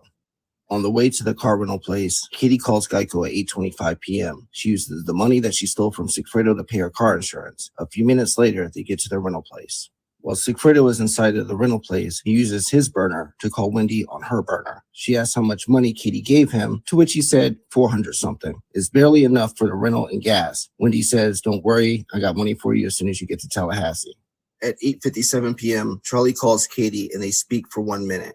Charlie probably called to see if Sigfredo was on the way to Tallahassee. At this point, Katie was outside of the car rental place waiting for Sigfredo to get done, and she had to hang up once she saw him come outside. Sigfredo hangs up with Wendi when he's done getting the rental. Charlie messages Katie on WhatsApp asking if the $1,000 was sufficient. This is probably when Katie got concerned. At 9:17, Katie calls Charlie back and they speak for about 25 minutes as she drives back home from the rental place. Katie's trying to see if there's any suspicion about her pocketing Sigfredo's money. He tells her no, but only because Wendi told him to lie. Katie is not convinced. At 9:31, Wendi texts Harvey to let him know everything is set in motion. Harvey doesn't respond, so either Wendi told Harvey to not respond or Harvey already knew that Wendi would send a certain confirmation message. Charlie hangs up with Katie at 9:42. 2 minutes later, he calls Donna and Harvey's landline. Charlie thinks of some whitewashed summary of the evening's events and discoveries. Immediately after our call ended with Charlie, Katie messages Wendi on WhatsApp. She tries to see if there's any suspicion on her stealing Sigfredo's money. Wendi acts as if there's no issue, but we all know how Wendi is a horrible liar, and so is Katie. But Wendi knows for a fact that Katie's lying to her. Wendi didn't ask Katie any questions about Sigfredo's ETA, nor does she have any details for Katie to pass along to Sigfredo, which is quite unsettling for Katie because everything seems to be happening without her input. So at 10:01, Katie calls Sigfredo. He doesn't answer. Then she texts him at 10:04 and he doesn't respond. And it's probably because Wendi called Sigfredo's burner after she was done going back and forth with Katie on WhatsApp. At 10:07, Sigfredo gets off his burner phone in his conversation with Wendi and then from his regular phone calls Katie back. Now, if you've heard the phone tap conversations during their trials, you know how these two interact. The call lasts 1 minute. At 10:16, Harvey calls Charlie. They talk for 5 minutes. Charlie was probably giving Harvey the full details of what's going on that he didn't want to share with Donna on the line. Around 10:21, Charlie messages Wendi on WhatsApp and he makes sure they're on the same page about Katie, but also the amount of info they want to tell one or both of their parents. They decide to tell Harvey about Katie stealing. At 10:27, Charlie calls Harvey and Harvey now knows that Katie was stealing Sigfredo's money. At 10:30, Katie texts Sigfredo. At 10:41, Katie calls Charlie. This call doesn't end until 11:05. At 10:57, Sigfredo calls Katie, but she's still on the phone with Charlie, and she doesn't pick up. At this moment, if Katie is choosing Charlie over Sigfredo, then Charlie is telling her something important. Sigfredo texts Katie at 11:04, right before she hangs up with Charlie. Katie calls Sigfredo at 11:05 and there's no answer. She immediately calls back. Sigfredo picks up and they speak for 4 minutes. Between 11:10 and 11:27, there's no activity. At 11:27, Sigfredo calls Katie twice, but she doesn't answer. All right, let me just say this. I am speculating. All right? Sure. I'm speculating. We all do, right? Yeah. But I kind of know how certain stuff goes. And when stuff, similar things like this, where there are two different groups of people, and then one person out of each group has something they want to do on their own, when they have people like Charlie and Katie who are supposed to be, what's that noise? I don't know. You hear it? Can you guys hear me? When I mute you, it goes away. You sound very staticky. You gotta charge your headphones. Are you standing by an HVAC? No, can you hear me? Yeah, but it sounds like it's windy outside. It sounds like a 2002 Nokia cell phone, and it does. Okay, yeah. Okay, Now it's better. okay. Now it's better. I mean, that was like amazing, but I'm not even ADD, but I feel like I need Adderall to even understand all that. How did you do all that? I mean, I do have ADHD. What'd you say? How'd you do the graphics? I use a mind map app. I took the phone records that were on Law and Crime, and I just put them in negative, and just overlaid it, and had the mind map with the background,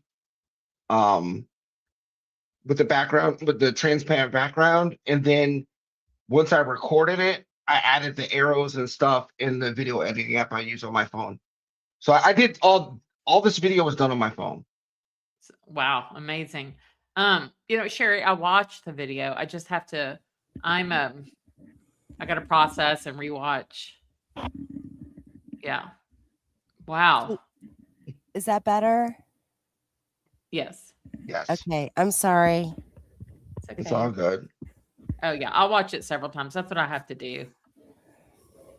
That's wild. But notice Luis has nothing. He's just like off there on an island. Yeah. Yeah. All right.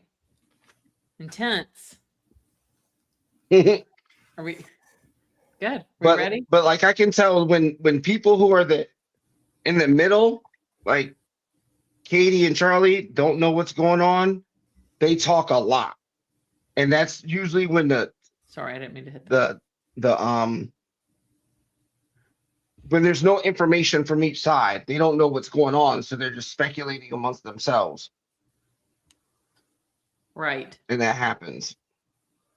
I thought that was interesting about the Yardbird dinner. Like I never thought about that being a cash handoff, but now it makes me, when I go back to the trial, which one was it? The first trial when Georgia asked Wendi, "Do you have a stack of cash?" Yeah, That's the only time she's ever asked her that. And I'm assuming it had to have happened at some point when Jeffrey excuses himself from the table to go to the bathroom. Yeah, Because dudes don't go together. Right. And also, Girls will. men are just not like, I would be all like, did you see them give something? Like, I am like watching everything. My husband would be like, what are you talking about? I mean, they could have been in the booth and like done their purses. I mean, I don't think it'd be that hard. Well, they were sitting outside around a table. Well, whatever. But okay. But well, Wendi put the Katie's probably a reservation in for that. master wiper. Yeah. What now? I think that well, actually, in the documents, it shows that on the Cellbrite thing, it shows that Wendi texted Charlie at Yardbird and said, "I'll get you a drink when you get here. We're outside." And once I saw that, I was like, I knew it. I knew they were outside. So like, so I felt vindicated in that. But yeah, they were on the patio. Yep. Yeah. So that makes me think then the handoff was during dinner so that Super Radio could see it. Mm-hmm. Yeah, and if Jeffrey and Wendi are there early and having drinks, then yeah, Jeffrey's going to excuse himself at one point. Yep, and go to the men's room. And Wendi is there early enough for Sigfredo to get there well before Charlie gets there. Mm-hmm. Makes sense. Yep. Yeah, so I do have a question. Forensic art and then good. Grisch, I want the burner phone details and evidence. I want a way to find that. I mean, haven't they've done these cell phone tower dumps where they can see activity of those phones on the same tower? Mm-hmm. It seems like they could compare that and kind of figure out a burner phone. Okay, well, there's an unknown 850 track phone. Yep. Is that the one Wendi threw away at the gas station? I think that's one of those phones. I think that Wendi had a separate email, the Bahamas one. You know about that one. No. And all right, well, and I forgot which documents that was. It was in the Bahamas 22, right? Mm-hmm. And they had what did they have for it? It was Wendy's other email. It was determined to be Wendy's other email. Then they have a track phone with the 850 number, and it has both the forensic data extraction programs that law enforcement uses on that track phone. So why would you use that? Why would you have that on that? And they only use that for Wendy's actual regular phone. No other phone has both the extraction programs used on them. Is that the that's I forgot and of course I didn't write it down because I've like listened to it several times, but Wendy's other email, that's like the one like wanna be in the Bahamas or something. Yep. Is something about Bahamas. So I think she had At a Gmail. separate iCloud for it. If she had a separate iCloud with a different email, she could get WhatsApp on that. And I'm pretty sure that's it, because Wendy's regular phone has the forensic, the one burner phone has the both forensics on there, and then you have the in the Bahamas. What's that for? So I think it's for an iCloud account so she can have WhatsApp. And her willingness to give up her regular phone so quick, she was ready for that. And it was like, it just seemed too easy. Yep. And the "this is so sweet" at 8:20 a.m. was meant to be a WhatsApp chat, not a regular text. Yeah, I agree. He made a mistake. And that's the thing about having burner phones when you're doing, when you're committing crimes like this. If you're out there, listen, I don't think any of y'all are out there doing anything, but I'll tell you, burner phones are like, all right, smartphones are like black boxes to airplanes. You got two of them, it's more information on you. So if you're gonna do anything out of bounds, have your discipline and don't say anything on the phone. Because once you have a burner phone, they're gonna know you have this other phone in your possession that's near you that doesn't have any activity except when you're not using the other phone. But here's so the thing. They don't even have to do any real digging on the phone. They can see the lack of activity and know what's going on. If they had all this, then wouldn't she be arrested? I mean, I hate to say that, but yeah. All right. Now that you say that, I'll say this. I think that since 2014, up until the present day, Wendi has been doing everything in her power to keep from getting arrested. I think every male that she interacts with on a professional level is for the purpose of protecting her from law enforcement. So you got she goes and gets the clerkship at the federal appellate judge, which gives her a whole lot of connections with other people in the federal system. And local officials don't go after people that are working for federal judges. They don't. And then she's like, she dates IT dudes and stuff like that. Like, I mean, come on. All right. She's not on any docket for any immigration case. And you see what's going on right now. Wendi should be making all the money. Yeah, she can't get a job though. Why not? Because maybe those people know, not just from seeing her on TV lying on the stand, but then it's like, who knows what like the people are saying, the rumors that are going around. Word gets around. Word gets around. And you know what? Who outside of just all of us are like, how is Wendi not get arrested? Think about this. All the law enforcement, those FBI people, even though FBI takes their time on stuff, they don't like losing.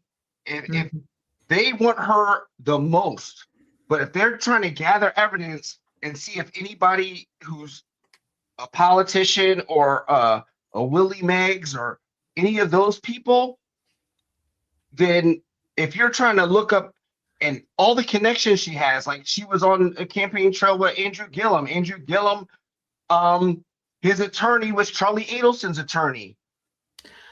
Obama came to Tallahassee campaigning for him. Speaking of Willie Meggs, so he, just so y'all know, he was the Jack Campbell back in 2016. So he was the So I don't know if Grisch, when you got all the data for us, if you saw that email where Donna is emailing somebody and she says Willie Meggs didn't arrest Charlie in 2016. No, because I still haven't opened up the emails yet. Ironically, I'm gonna have to walk you through it, Grisch. All right, yeah, go. Yeah. But listen, when I read that, holy crap. And don't worry, that's gonna be another live because that email is juicy. But I mean, she says it. And look, she don't know the state attorney's name just by happenstance. But what she was trying to say was Donna's like, there was no new evidence in 2022. Well, and she was saying that the Dolce Vita recording was BS, but I thought it was interesting. She freaking put it in. She typed it. She said so much. Yeah. She's an idiot. She's an idiot. And that's another thing. These people are criminally, I'm not going to say the word. You can't say that word anymore, but they are inept. Okay.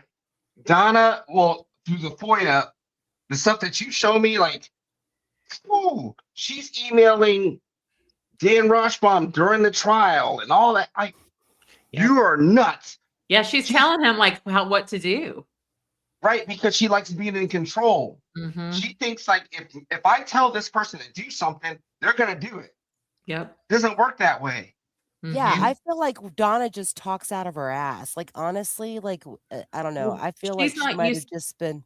She was probably watching YouTube channels and then just reiterating what people are talking about. Now, it is kind of interesting because, like, I mean, at some point we will get to the judge to judge connection, right? Right.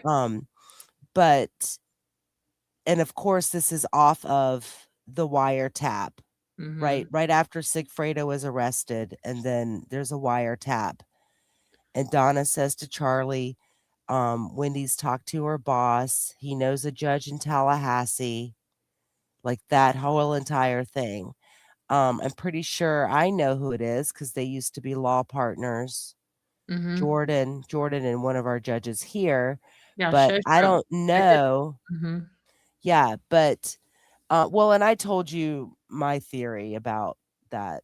Mm-hmm. Like why the PC affidavit got unsealed 1 week after it was sealed. Why? Yeah, tell me. Well, hang on, I'll go over the timeline real quick. So, and Grish, I know I sent you a timeline at some point, but I don't know if it was the judge connection or if it was the divorce timeline, whatever. I've typed up some stuff because trying to transcribe my notes, but hold one moment. I just want to acknowledge Kim's comment. Don't be upset because Tim Jansen said that. Look, Tim Jansen also said Donna had a plea deal and she didn't take it, and that wasn't true. I mean, it's just he was told bad stuff. Yeah, everybody's guessing. It's like playing slots. So don't. Why would he even say that? Why would he even? I don't understand. Like someone like him who's an attorney, he's a defense attorney. Why would you even say something like that? He likes the attention, y'all. Mm-hmm. Yeah. Then take on a big case and beat the case. Mm-hmm. Do that. Yeah. Put some pinstripes on. You guys, I don't know if anybody remembers. I mean, it like right after Donna got arrested, he was like, I'd like to be hired by Donna. I mean, he totally said that. Yeah, he wanted $2 million. Last year, he said the tenor is changing. They're coming for Wendi. So just like everything, and I'm not like trying to diss on him. It's just like we all say things or whatever, but he doesn't know. And everybody's worried because Georgia Cattleman's not a supervisor. To me, that's a good thing because being a supervisor freaking sucks. I hate managing freaking people. So she's probably thrilled. And then Corbett's retiring from Leon County or Tallahassee Police, and he's going to work for the state attorney's office. He's already there. He's so he's going to be with Georgia. So everybody just take a deep breath. Yeah, he retired from TPD a couple months ago, and he's already on the payroll at the state attorney's office in Tallahassee. Yeah. And that's Sergeant Corbett, if you guys don't remember who he is. Oh, yeah.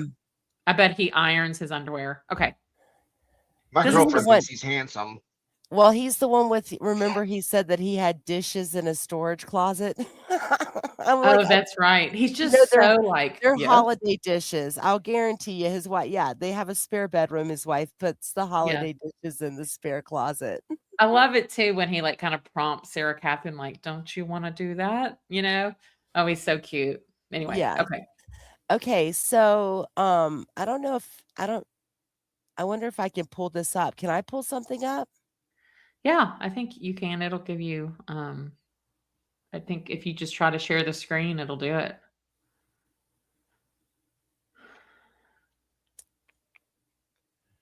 Think I can.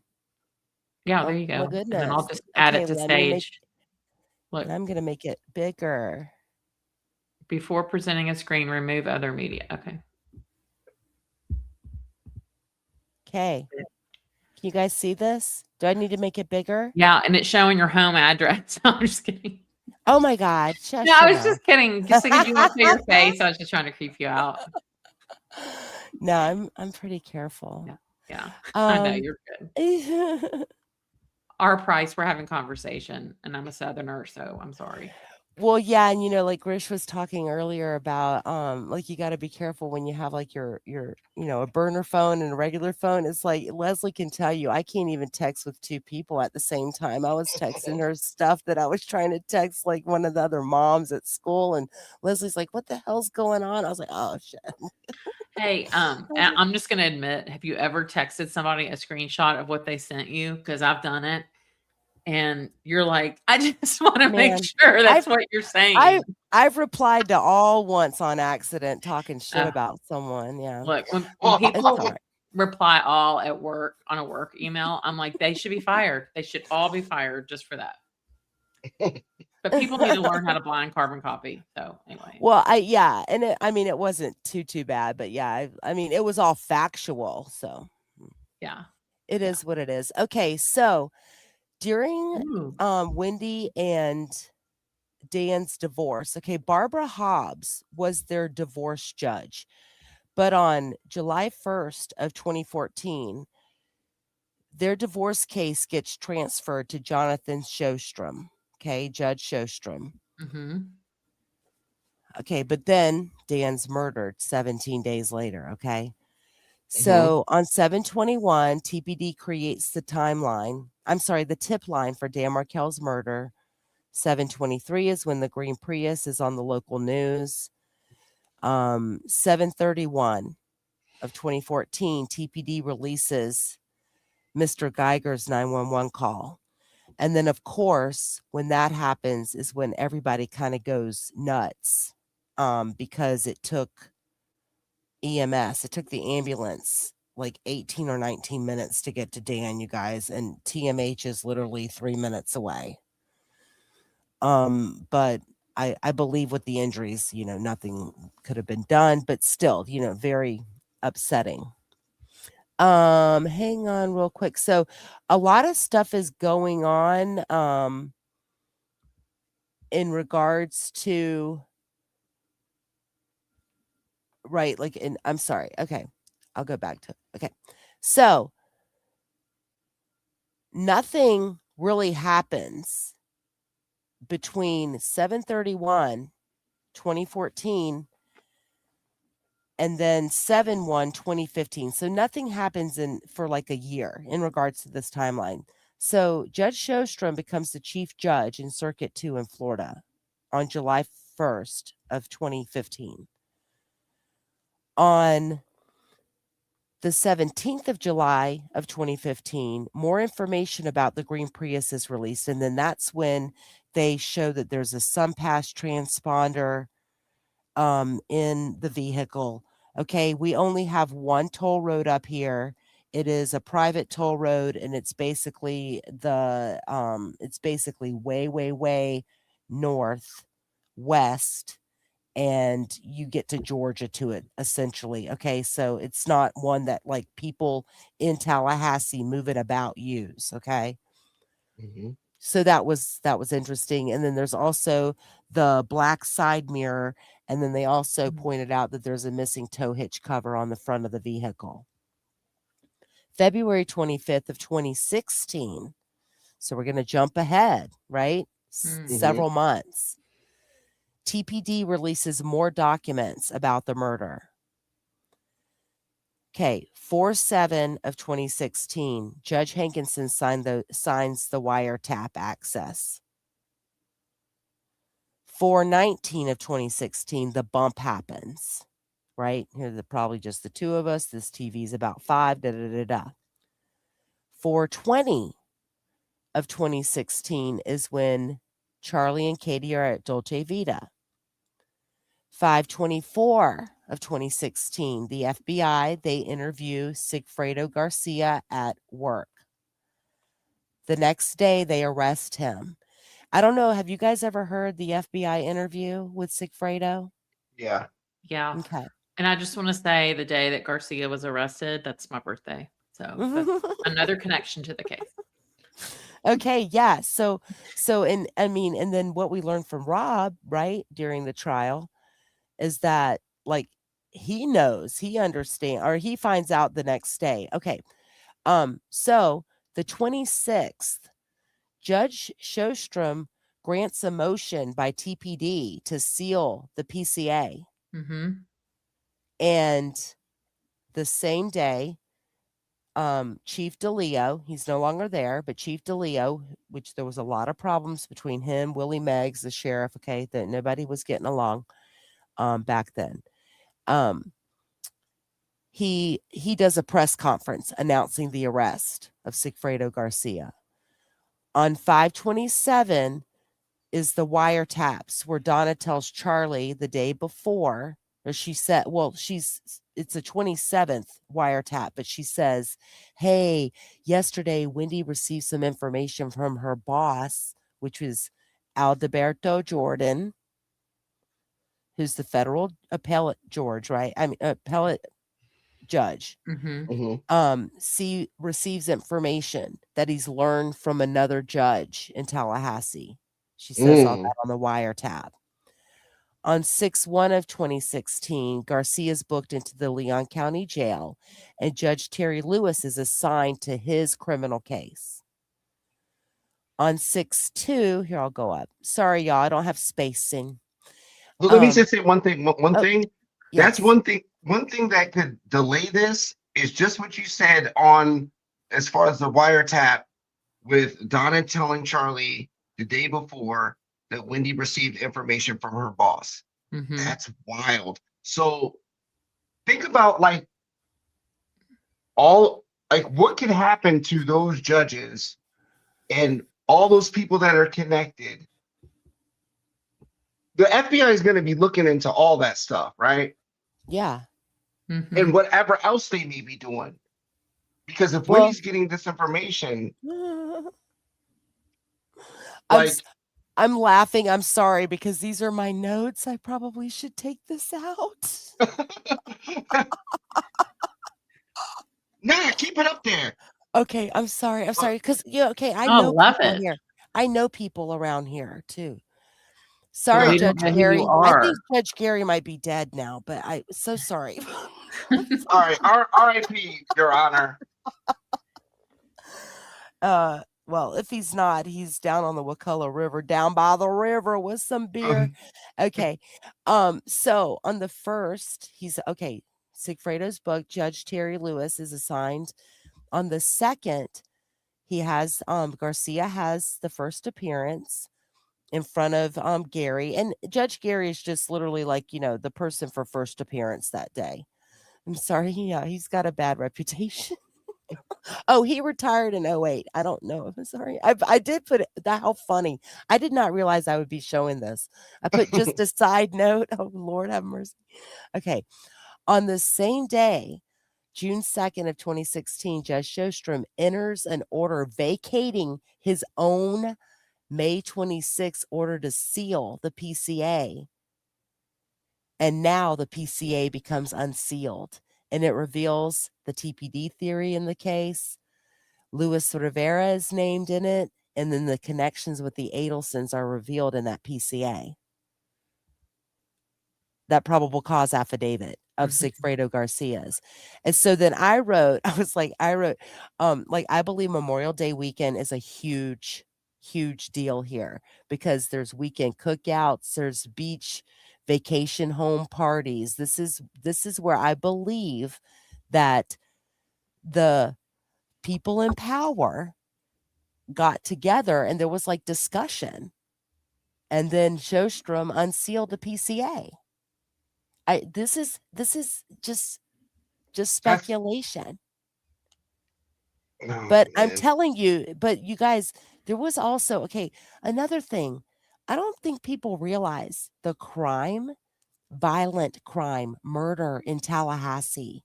Okay. The national average is like 4%. The Florida average is like 2.9. Tallahassee's average of violent crimes is 5.8 or 5.9. And that's per capita. Okay. There is a lot of violent crime in Tallahassee. So my point is that strange. There's always been a rift, if you will, between like TPD, LCSO, the state attorney's office. Like there's, like the sheriff wants to go after property crimes. Like everyone's become real soft, if you will, like against violent crimes. And it's weird. It's like, I mean, because I know that people have told stories. I believe Patty's Playhouse told a story about, like dealing with a tenant and all this stuff. I think I texted you, Leslie. Like, I literally was like at a stop. One of my kids were in the car and I was on this side street and this guy, I could see this guy is trying to carjack people. Mm-hmm. And I totally like saw it right up at, I fucking ran stop signs, like getting away from him. But I could see to pack heat. all fucking and I called the police and literally they wouldn't even send anybody to go check out what was happening. Yeah, they don't. They want something to happen first. Yeah, because they're like, "Oh, are you harmed? Have you been? Oh, did he get into your car? Oh no, just yanking my doorknob or my, trying to yank my car. I mean, my car's always locked, but like they don't care. Like just how I told you about Cascades Park, where they had the man running around with the knife threatening everybody. TPD's called out. They can't find him. They leave. 4 minutes later, they're calling 911 because he just stabbed 2 people. Mm-hmm. One was a lady with a baby. Are they just like understaffed or are they just? I mean, in regards to the population here, it's like it's high crime. So my point is that there's just differences of opinions on how to, tackle violent crime. In 2019, Leon County approved like the free needle exchange program. Mm-hmm. And then the homeless population. And okay, I'm not listen, I understand that people could be homeless for a number of reasons, but a majority of the homeless people that I am seeing, they look like they are mentally ill, they're violent, and I see people shooting up all the time. Yeah. I mean, it's just not safe. It's not safe. I mean, businesses closed down like all over North Monroe. People can't even keep a business open because they have people shooting up right in front of their, door entry. Mm-hmm. But so whatever. Okay, that's my soapbox. Yeah, but, there's a homeless guy in Nashville that I mean, he's like camped out in front of the FedEx store in the most prominent neighborhood in Nashville. And they're just like, oh yeah, we let him come in here and get water and use the bathroom. It just blows me away. It would not have been like that 20 years ago. Okay. So back to the sealed probable cause. I thought when on that recorded call, when Katie is talking to the attorney Lewis after Sigfredo's been arrested, and I think he says it's sealed. I think I could be wrong. It's been a while since I listened to it. And then I thought later it came out the reason they sealed it was because they didn't want to tip her off it because she was named in it. Am I wrong? Am I wrong? I kind of need to go back and listen to that call because they let that be released because she doesn't have privilege with Lewis because Lewis was Sigfredo's attorney. But then So then Sigfredo didn't use Lewis, and then he got Sam Zananga. Zananga that Katie paid for, which is a whole interesting thing. By the way, he emailed me back today, and he was so nice, but he just said he doesn't do interviews because he gets requests all the time. But he did email me back. Oh, well, that was nice of him. Mm-hmm. So I just don't understand why the order to vacate his own order was done 7 days later. And I'm not saying anything about him because, like, a lot of people like Judge Shostrom. Like, he does a lot of really good, like dog therapy stuff. He buys dog therapy for like kids, and I don't know. But okay, so let's go back. Okay, so let's just continue for a minute. On June 17th, the grand jury indicts Garcia and Rivera. June 24th of 2016, Garcia pleads not guilty, and the state announces that they're seeking the death penalty. On the 28th of June, Luis is extradited from federal prison that was Coleman and into the Leon County Jail. On August 4th of 2016, Leon County grand jury plans to reconvene in order to revisit the Dan Markel murder case. And then I wrote, this is also the same day emails between Wendi and Sarah Youssef are happening. John Lauro is named publicly as Wendy's lawyer, but she did acquire him before this date. August 29th, state releases Wendy's videotaped interview with Isom. 9/8. Yeah. So they're like, so now, like, prosecution's office has to start like kind of like, oh, something else that's in this FOIA that I'm going to release, which is interesting. Yeah. Grisch, you got to go through it all. I mean, I say you have the right to it too. There's so much, but it's a bill, like they had to wire Dan Rashbaum $150,000. And one of the itemized sections is for time where he had to spend talking with Lauro. Wow. So it's like basically his billable hours. Yeah. And this is like back years ago, like 2017. That's crazy. Like you tell me why Wendi has to hire Lauro and is so freaked out and has him, at every trial. I mean, that is not the signs of an innocent person. I understand we have the right to an attorney. That is not. I mean, read the writing. I mean, Lauro is that's big money. You think like Yeah. Lauro is big money, but he's also Donald Trump, one of Donald Trump's attorneys. Yeah. And Donald Trump has pardoning powers. And she probably got him back when he was running for office and knew that you see what I mean? Like she's going after like every male that she's interacting with has some capacity to protect her in some way. Right. But Trump would never pardon Wendi. Trust me. Wendi is a staunch Democrat. Okay. You should see all the Democrat donations in Donna's email. But anyhow, I'm not going to get into all that. But I don't think Laura would be her trial attorney. Like he's not that kind. But I just hope she doesn't hire this person out of Ohio. That lady, whew, she scares me. Oh, the one representing the one that McKee. Michael David McKee hired the woman that got the doctor. I forgot his name. Got the doctor off. Who was indicted for 14 counts of murder. Yes, and he was acquitted for all of them. Yeah, Diane Manash.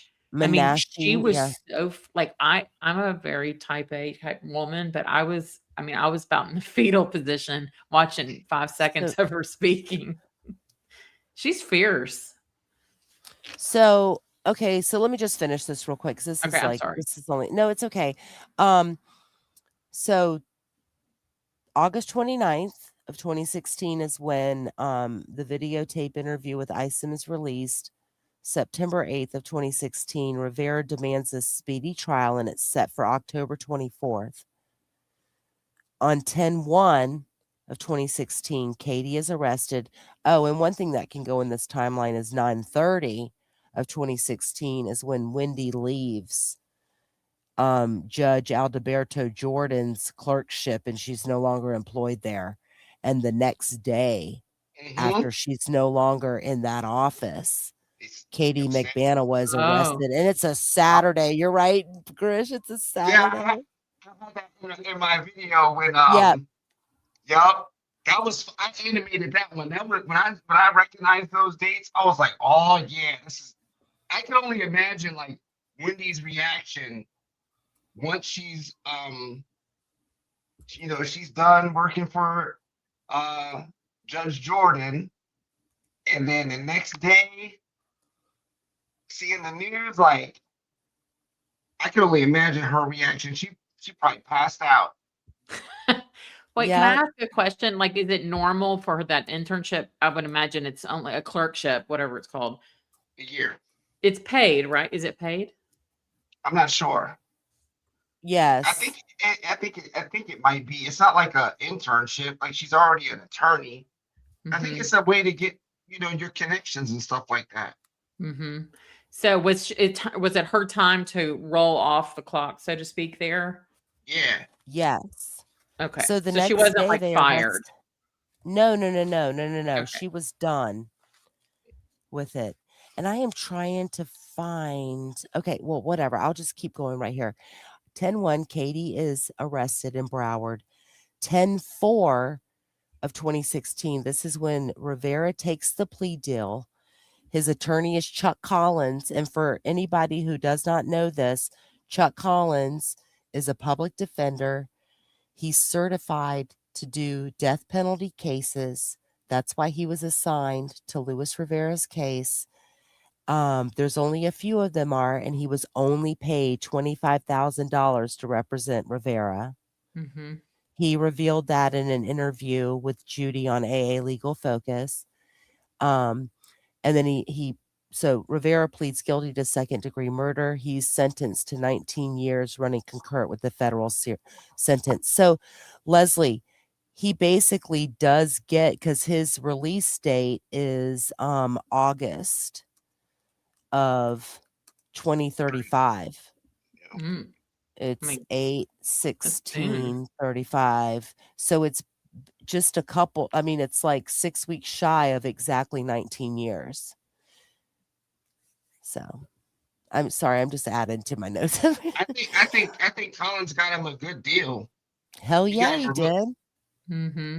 When I was watching that proffer, I was just like, I man, told like you. Yeah. I told you. he's helping him out.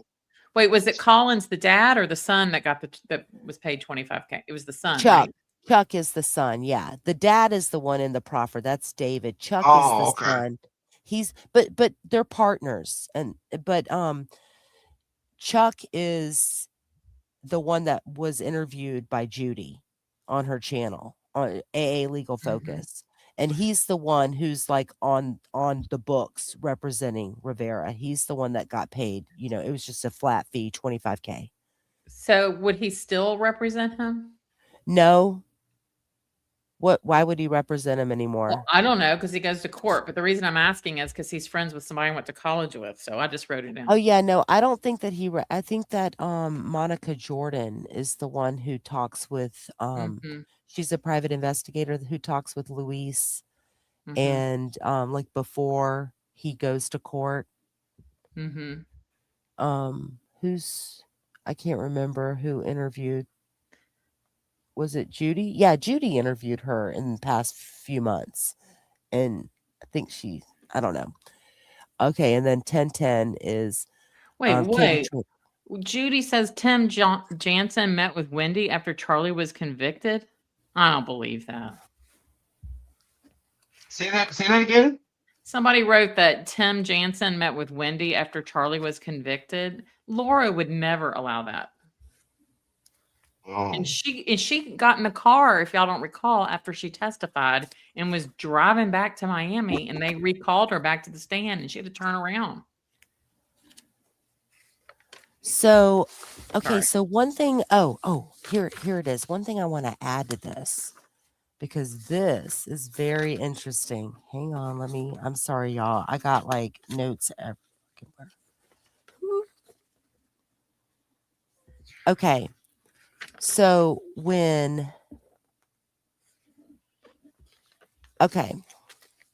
well, okay, Judge Shostrom and Judge Jordan, they both worked for Steele, Hector, and Davis. It's a law firm in Miami prior to becoming judges. Mm-hmm.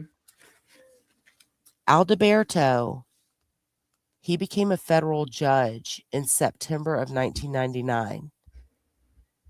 He was under the U.S. District, and he was the U.S. District Judge for Southern District of Florida between 1999 and 2012. When Wendi graduated college and before she went to law school, she interned for Judge Alberto Jordan in that office in 2001. So 15 years later, she went back to the same judge when he was in the 11th Circuit Court of Appeals. I think I put 9th Circuit up here. It's all right. I'll change it later. When was she interning for him? She interned with him in 2001. Oh, wow. And he was also an adjunct professor at Miami Law School. So guarantee that's where she met him. Yeah. Oh, man. See? And so then 15 years later, she goes back and does the clerkship for him in 2016 when he is now the U.S. Court of Appeals for the 11th Circuit federal judge. He's originally from Havana, Cuba, and he got his University of Miami Bachelor's of Arts in 1984, and he got his law degree from the University of Miami in 1987. He worked for Steele, Hector, and Davis between 1989 and 1984. Shostrom worked for Steele, Hector, and Davis between 1989 and 2002. So they overlapped. And Shostrom was actually a partner there. I love this. Like, this is... Yeah, it's juicy. When you get the I love timelines. Like, I'm kind of low-key an almanac. Like, I thought I sent this to you. Maybe this isn't what I had to. I love it. We just got a bullet point today. Once. If you just highlight it and do the bullet point icon, it's perfect. I love it. Yeah, I don't know about all that fancy stuff. I know. I'm teasing. I'm kidding. I do know how to bullet point. I'm teasing. I did a live like 2 months ago about this Alberto Jordan. Y'all can tell I'm terrible. I don't know how to speak any language. But and I was nervous that night, but kind of tying a lot of this together. I think it's very, but I know people had done that before, but it was like I finally grasped it, I guess I should say. And True Crime Wifey, you've got the facts, and I love it. Yeah, like I love the I could also tell you guys why. the different parts in between the major breaks in the case, like when this person gets arrested, and the things that happen in between. You know what I mean? Like all these small things that are happening between like September and fall of 2016. That's all. That type of information can tell you what's going on behind the scenes with the judicial and law enforcement and stuff like that. And you can kind of gauge like, all right, there's something weird going on here. Like, that's what I see. So when I see people like Wendi around people who are running for office, or Wendi donating to Republicans and Democrats that are going for the same office, that's weird. Like, why are you donating to, if it's two people going for the same office, why are you donating to both? Rainy Days says, I don't understand either. If there's collusion and backroom corruption, wouldn't they have protected Donna and Charlie's? So my understanding is, and this is more broad because True Crime Wifey's got all the details and stuff.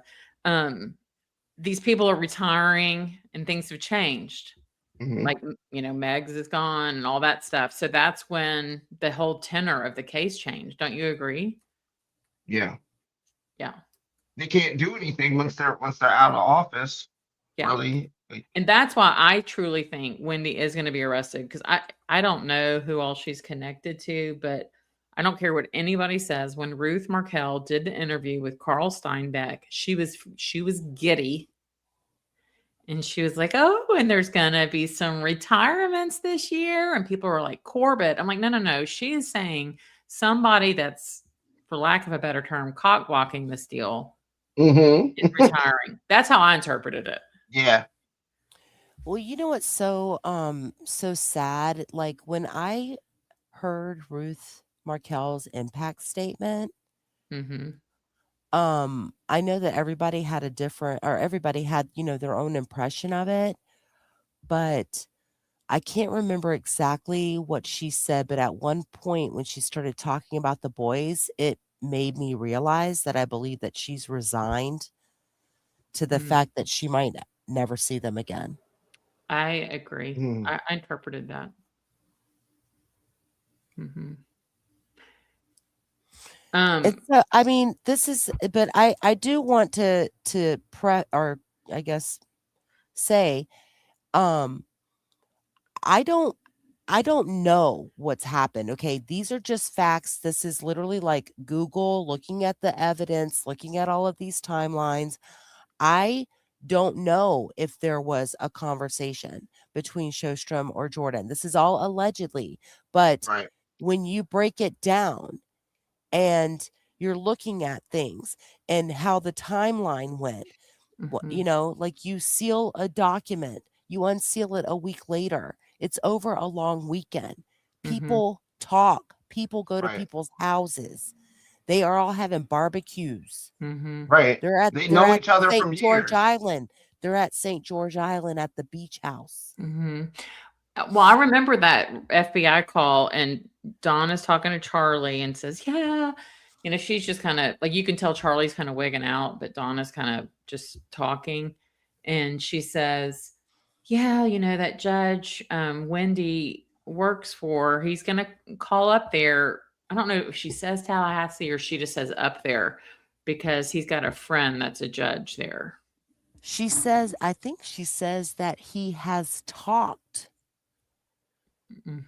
Trying to find out what's going on or something. Yeah, I'm trying to remember how she says it. Yeah. I want to get those wiretaps. For which ones? The ones that we've heard that I can't find anymore. And you know what? Someone said they're all on Pretty Lies and Alibis. She has them all. Gigi has them. Okay, yes, okay.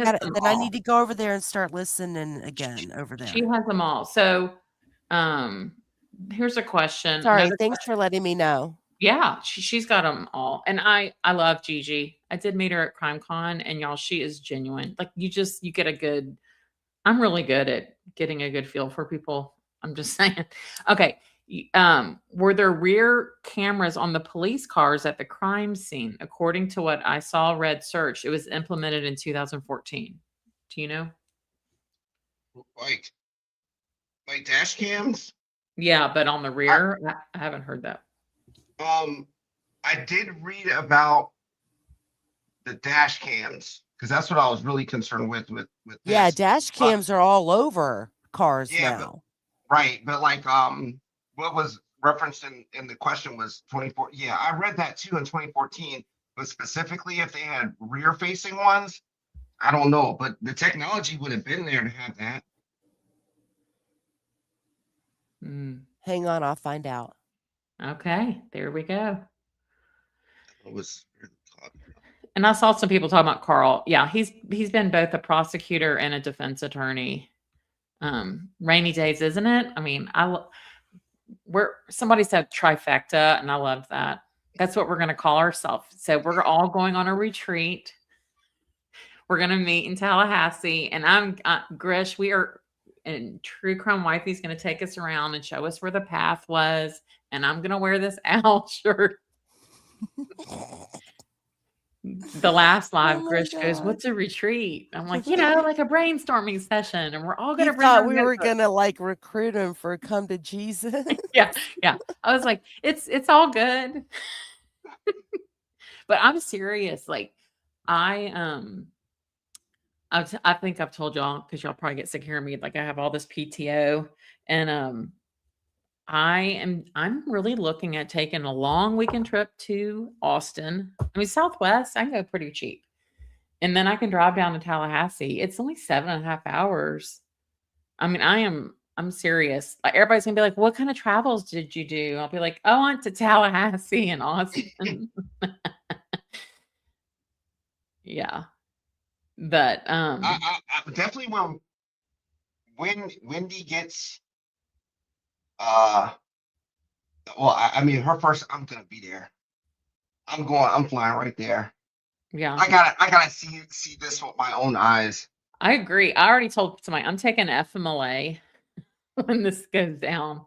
We're gonna have to stand in line and get like the little people that stand in line for you, at all the trials. Have Phil and I'm gonna Ruth figure something out. Yeah. I'm gonna figure something out. I'm gonna be right there. I just want to be there just for the energy of it too. It's kind of like sometimes if you're a football fan, I'm a big football fan. Sometimes it's all about the tailgate and just being a part of the atmosphere, So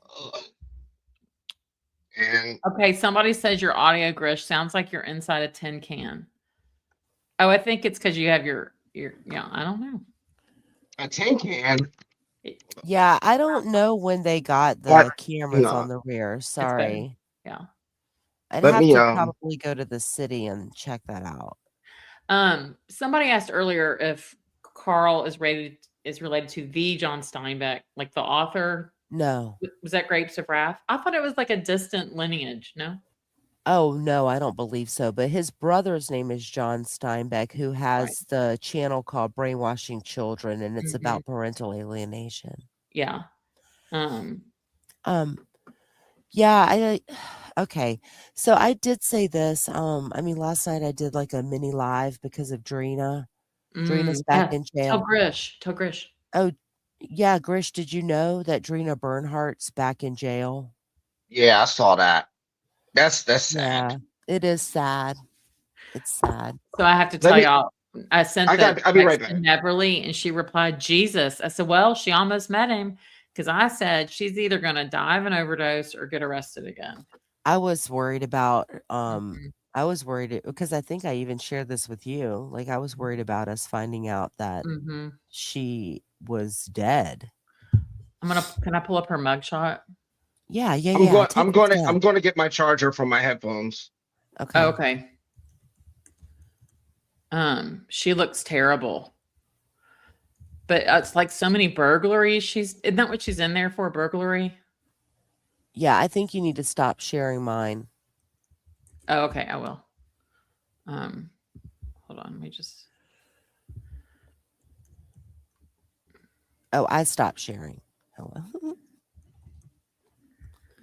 What is her last name? Bernhardt or Burkhart? No, it's Bern, BERN, and then it's hard T. Yeah, there it is. Okay. But it's very sad. It is sad. But I did say what I was gonna say is that I mean I've learned like I can't worry about something that I'm not in control of. Like I'm not in control of when Wendi gets arrested. Right. Like, this is also a very odd case. It's got federal investigators and state prosecution. Like that's rare. Holy crap. Are you seeing all these charges? I mean, look, I've never seen a rap sheet this long. Yeah, I mean, this is like the third or fourth time that she's violated probation. And they were giving her a lot of chances. She looks jaundiced in this. Yeah, someone posted that. Well, listen, so she had been at the hospital. She had been at the hospital. That's where she got arrested from because there's been an arrest warrant out for her and they couldn't find her. Oh, did she OD? No. Well, she went in for seizures. So I don't know. what that's indicative of. I don't know if she was having real seizures. Or withdrawals. I don't. Yeah, I don't know if she gets, because like I mean I've known people, like in my my past line of work, we did have clients that would literally slam their arm in the car door so they could go to the hospital to get opiates. Wow. So I don't know what kind of drugs you get for seizures, but obviously, I mean, she was basically being released You get a after benzo usually. complaining of seizures. But there wasn't anything in the police, of course, there's no medical stuff in the police report, but she was being released from being there complaining of seizures. Mm-hmm. And the hospital, because they know when someone has a warrant, they call TPD to come get her. They do that? The hospital will call the police on you? Yeah. Yeah. Wow. I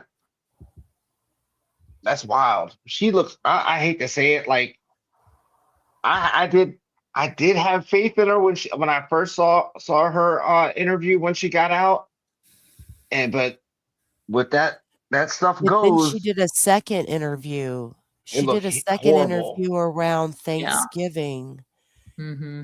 Because I don't know if you know this, Grish. I discuss it with Leslie, but usually Thanksgiving morning I go and like through a church and I deliver like Thanksgiving meals, like large boxes or whatever. And because I used to work because like I basically have like, FBI level 2 background check and all of that, and the church is aware of that information.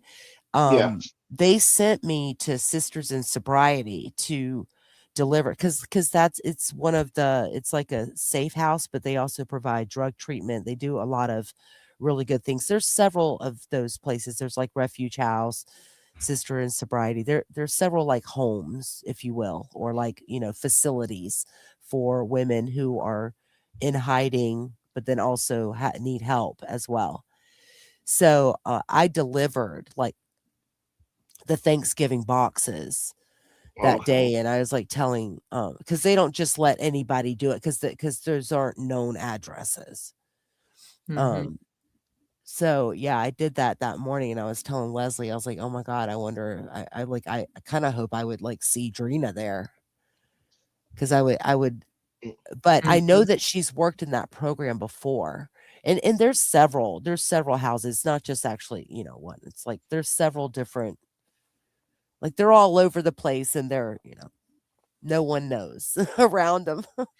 What is her drug of choice? I mean, I could see the injection or bruises or whatever on her. Opiates before, but I mean, anything she gets her hands on, probably. Maybe, yeah. Now, I mean, like meth is like kind of blossomed again on the streets, but I think it's because people are so scared of fentanyl. I don't know. Mm-hmm. I think she's a speedballer. Like I think she does opiates and probably meth. Like up and down. Yeah, I think she does both. I think she does speedballs. Like, because in her second interview, she had a lot of marks on her face. Yes, she did have a bunch of the scabs. Yeah, and if you are doing too much of meth, or even some people who abuse like Adderall, they'll have like, they'll just do a lot of that, and then opiates on top of that.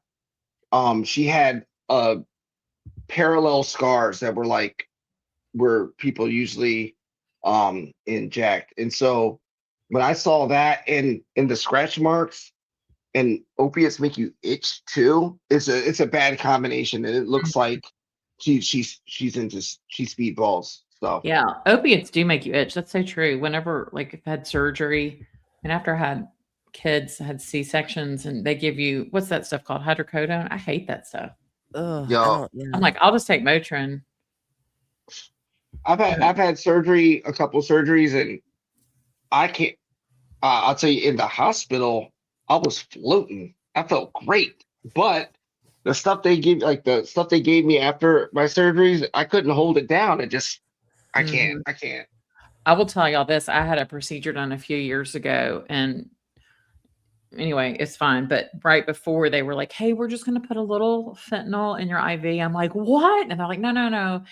But let me tell you something. I have never had a feeling like that. It was unbelievable. I can see why it does what it does to people, but it was unbelievable what it did." Yeah. Yeah, it's crazy. I mean, I've had like oral surgeries, so and they'll like prescribe like 4 Oxycontin or 4 like hydrocodone. Like I literally like quarter them. Like I'm so scared to like take them Yeah, I don't. because I just like I don't know. I just seen that. Ugh. Yeah. Seen like I mean, I had a friend in high school. He was like a soccer star and totally got hurt. And like by the time we were seniors. Like he, blew out his knee in a soccer game. And by the time we were seniors, he was like quitting school. And then, several years later, found, dead in a seedy motel in Daytona Beach with a needle in his arm. Yeah. I mean, I believe that I think at this day and age, everybody might know someone or, have a family member that has some sort of like painkiller addiction. Well, back to a little not a history lesson, I guess, but like Florida had a system. All right, so when you get the pill mills, the pill mill. I'm about to Oxycontin Express. let me tell you something. So back in the day, back in like the mid 2000s, that whole you could go to Florida and get you go to a what you call pill mills, and people will go every month. They go down there. I'm saying from northeast, okay, like New York and stuff, would drive down to Florida and get a whole bunch of them, and then because they didn't track how many you got. No, they didn't. Yeah. Hey, No, have you ever seen the documentary called Oxycontin Express? Yep. Like there were like one-way flights from nowhere. Purdue Pharmaceuticals is to blame for all this. Yeah, and then the Sackler family later. But yeah. Well, they are Purdue, the Sackler family. Okay. Well, okay, thank you. No, I think they are. Yeah. Yeah. Well, yeah, no, I think that you're right. I think I just don't put two and two together. But Grisch, there were like one-way flights for like $39 from like Nowhereville, Kentucky, straight to like, the airport right in Fort Lauderdale for them to like get off and like I mean it shows you in that documentary Oxycontin Express that documentary, the Marianne Van Zerder, I forgot her name. She's from Portugal, but she worked for Vanguard. She's done like very dangerous like documentaries, but she did the documentary. It's free on YouTube, y'all. I found it, the Oxycontin Express. It's a great documentary, but it shows you what was going on back in that thing's probably 15 years old or more. Wow. The documentary. So then just think about how things just snowballed after that. If you ever watch the show Bosch, which I used to freaking love, it's an LA homicide, drama TV series on Netflix. But there was an episode where he got on a plane and went to one of those. Nap connoisseur cracks me up. The only positive thing about getting a colonoscopy. So y'all, I have to tell you, a few years ago, I was getting a colonoscopy. And they were like, well, we might as well, because I had to get a scope, just do both. I'm like, okay. And so, I'm wheeled in there. And I said, I just have to tell y'all, I have a real fear. And they're like, okay, ask us. I said, I don't want you to put the wrong tube in my mouth. I was afraid they were going to put the colonoscopy thing in my mouth. No, come on now. Fear. And they were like crying. They were laughing so hard. And they're like, let us show you the difference between the two. And it was like comparing like a little needle to, a big old hose. I'm like, okay. And they were like, good night, propofol. But it was funny. Yeah. But anyway, okay. Let's play the rest of this Wendy's TV. But I could talk to y'all. See, our retreat is going to be amazing. Are we going to do some acid? I mean, I'll do whatever you tell me to do. Oh my God. No. I've never, I mean, y'all, I'm like, Oh Lord, have yeah. mercy. I mean, in college, I was like, I don't want to get Yeah. too drunk because my parents found out they'd be disappointed. I'm telling yo. Side note about that, real quick. What's the guy's name on the behavior panel that sits in the lower left hand corner? He has a short haircut. Oh, He's like the smartest one out of all. Ralph? No. Addict. No, the guy on a behavior panel. You know the one Oh, with Dr. G. No. It's four guys. They're older dudes. They have they do like body language stuff. He's the guy that sits in the lower left hand corner. Is he one with an accent or not? Nah, that's the one in the lower right hand corner. Oh, I found it. Yeah, it's called the Behavior Panel. Yeah. His name is Gregory Hartley. Nah, that's the guy in the upper left hand corner. Well, okay. Chase Hughes. Chase Hughes is his name. Chase Hughes. So I saw a video by him where he talked about the effect of psychedelics on the brain, like these, like how they connect neurons and stuff. And they figured it out by injecting people with a benign form of rabies, because rabies affects the brain. And so people were doing like, I guess, mushrooms or acid, and it showed how it works. Like it's a must see. I mean, I love psychedelics. What was it's Chase Hughes. Okay. Chase Hughes video on how they research psychedelics on the brain from using a benign form of rabies. It was crazy.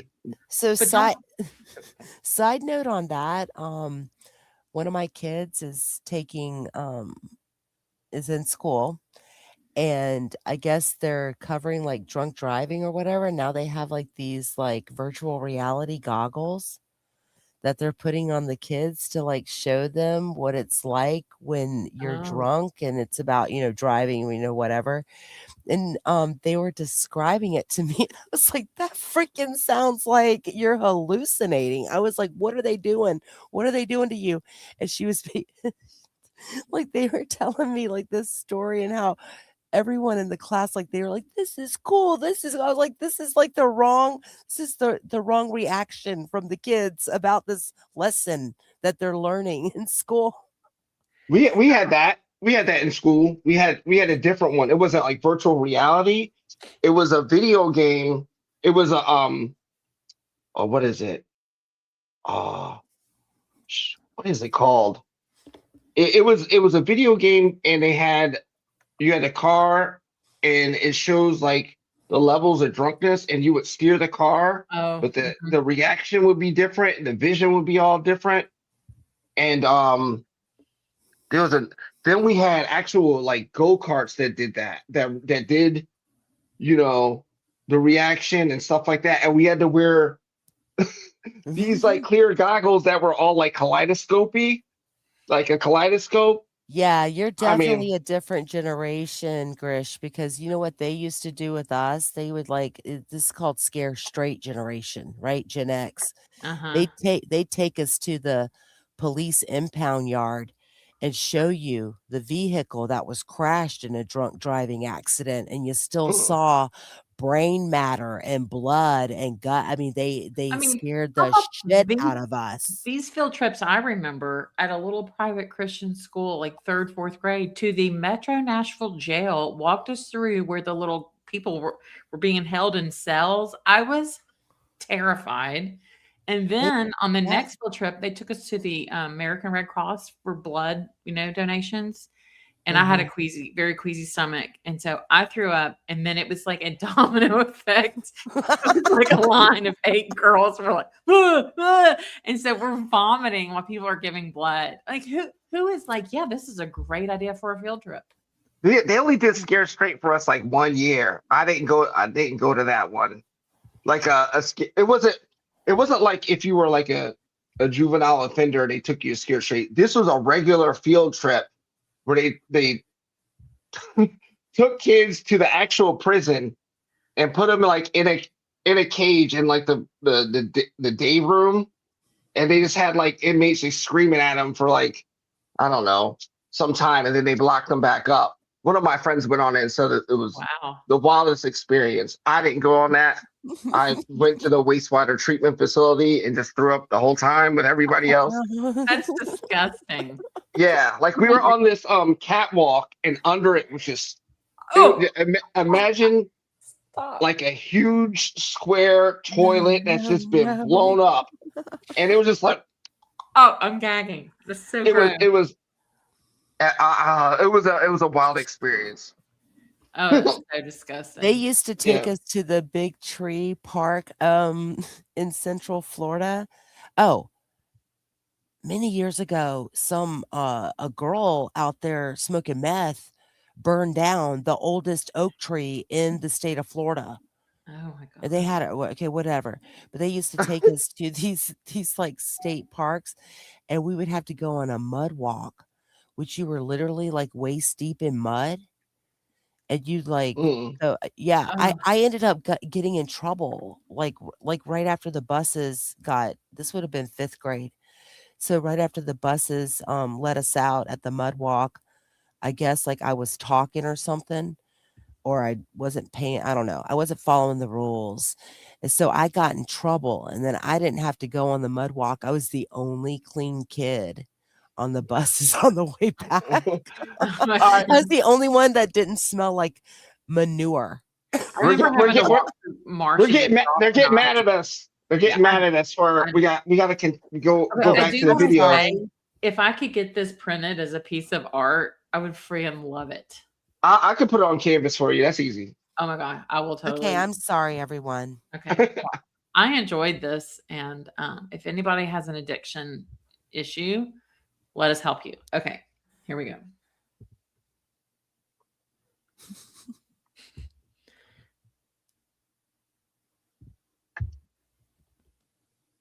I want to revisit the June trip, but first there's something that I noticed when I was watching Charlie's trial. Charlie Adelson's extortion payment plan defense theory can tell us more about what's really going on with the Adelsons. Dan Roshbaum specializes in federal white-collar conspiracy cases. He specializes in justifying financial anomalies. He only focused on the money aspect of Charlie's case. So what does that mean for Wendi, Donna, and Harvey? They're in the same boat. If you look at a group of people who are part of a conspiracy, their choice of attorneys can tell you what they're most concerned about. I don't know if Harvey has his own attorney, but Wendi has John Lauro, Donna has used Maricel Descalzo, and Dan Roshbaum, and Charlie has, of course, used Dan Roshbaum. If you go to each of their websites and look at the types of cases they've been most successful on and average them out amongst the three of them, these are the types of charges their clientele were really expecting. A federal criminal conspiracy charge likely involving high-stakes white-collar crimes such as fraud, insider trading, bribery, money laundering, and/or healthcare-related offenses. Why would each of them hire attorneys that specialize in federal white-collar conspiracy cases when this is a state violent felony conspiracy case? Let's revisit the June trip. There are some details that Special Agent Chris Corbett mentioned in Charlie's trial. There are also some key things that Luis talked about in his proffer. With the information from both Chris Corbett and Luis Rivera, there are some additional things we can learn as far as what could have been happening leading up to and during that trip. All right. Do we have any other evidence that law enforcement was able to find to show who rented the car on June 2nd besides the last rental contract we saw? Yes, I believe you mentioned earlier a traffic citation. We did recover a traffic citation that was issued to Mr. Garcia. And in that, we can see that he is driving the rental vehicle, the same information from the rental contract. Okay. And was this citation from 9:48 p.m. on June 2nd? It is, yes. So within an hour of renting this car, he got a traffic ticket. He did. All right. And that was in that silver Nissan Altima? Yes. Jeffrey Lacoste drives a silver Nissan vehicle or drove that at the time of this murder. No, I am familiar with that, yes. Sigfredo managed to get a speeding ticket within 1 hour of renting the silver Nissan. With that car being very similar to Jeff Lacaste's car, if Sigfredo intentionally rented that car to match Jeff's car, How would he know what kind of car Jeff Lacasse drove if Katie wasn't the one to tell him? Sigfredo only could have learned that from Wendi. Sigfredo was pulled over at 9:48 p.m. That's got to say something about how he switched cars the next day on June 3rd. As far as my theory in part 6 of this series as to what was happening based on the call records for June 2nd, it's the same. The only thing that I want to add is that I think Sigfredo didn't tell anyone about being pulled over. Sigfredo also led Katie to believe that he was still en route to Tallahassee, but really he was still in Miami and just wanted to stay at another woman's house. Sigfredo and Katie didn't have a real conversation until about 11:05, about an hour and 15 minutes after he got pulled over. Katie would think he's just driving. She probably thought that because at 10:41 p.m., she called Charlie and they spoke for 23 minutes and 12 seconds. She probably wouldn't be speaking to Charlie for any length of time if Sigfredo can just pop up on her. This particular weekend in June, Sigfredo has made some serious violations in terms of what you'd probably call criminal etiquette. The first one was after he got pulled over. One must make people in his or her circle aware of any recent contact with law enforcement. This doesn't apply to everyone all the time. People get pulled over. It happens. But depending on what you're doing and who you're doing it with, you should let the people you run with know what's going on. Because if it's a pattern, it could be a sign of a much bigger problem. In this situation, Sigfredo is not obligated to tell Katie, but he was obligated to tell Luis that he got pulled over. If Sigfredo was aware his license was suspended before he got pulled over, he was obligated to tell Luis before they even rented the first car. The biggest problem is that the police let Sigfredo go with the suspended license. That is a huge red flag, and you'll see why that is shortly. All right. And that was in that silver Nissan Altima? Yes. Are you familiar with the statement that Jeffrey Lacoste drives a silver Nissan vehicle or drove that at the time of this murder? No, I am familiar with that, yes.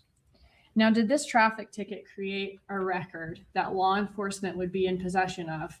And that record memorialized the fact that Sigfredo Garcia is driving this silver Nissan rental car from Comfort on that day?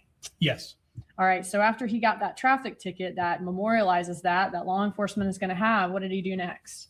There was a change of vehicles. So we have an additional contract from Comfort Rental Car that indicates the vehicle was changed out for a blue Hyundai. Okay. So then he goes back to Comfort, rents a different car. That's correct. All right. Another violation. Remember, Sigfredo was pulled over with a suspended license and let go. Being that he switched vehicles, he was aware that there was a higher risk in driving the same vehicle, but the risk is still higher because it's still Sigfredo driving on a suspended license. Sigfredo was trying to avoid just getting pulled over again. He's not just risking himself being arrested, but also Luis, because the police will likely search his car, which has guns and possibly drugs in it. Felons can't possess firearms, and both Sigfredo and Luis are felons. Let's go back to Luis's proffer. Was he ever going to drive the Prius? No, I drove. He drove for a little bit. The night we left, he drove. He took off. But then he was drunk. He's like, you know what, man, you should drive, because if we get pulled over, this car's not under my name, it's under your name. If we get pulled over, this car's not under my name, it's under your name. So I'm like, you know what, you're right. But then I tell him, I'm in probation, man. If we get pulled over, I'm going to go to jail. Another violation for Sigfredo. Garcia was trying to mitigate risk for himself by lying to Rivera on why he should drive. But what he should have done is what Rivera did, give Garcia the courtesy of knowing the additional risk of having him drive instead.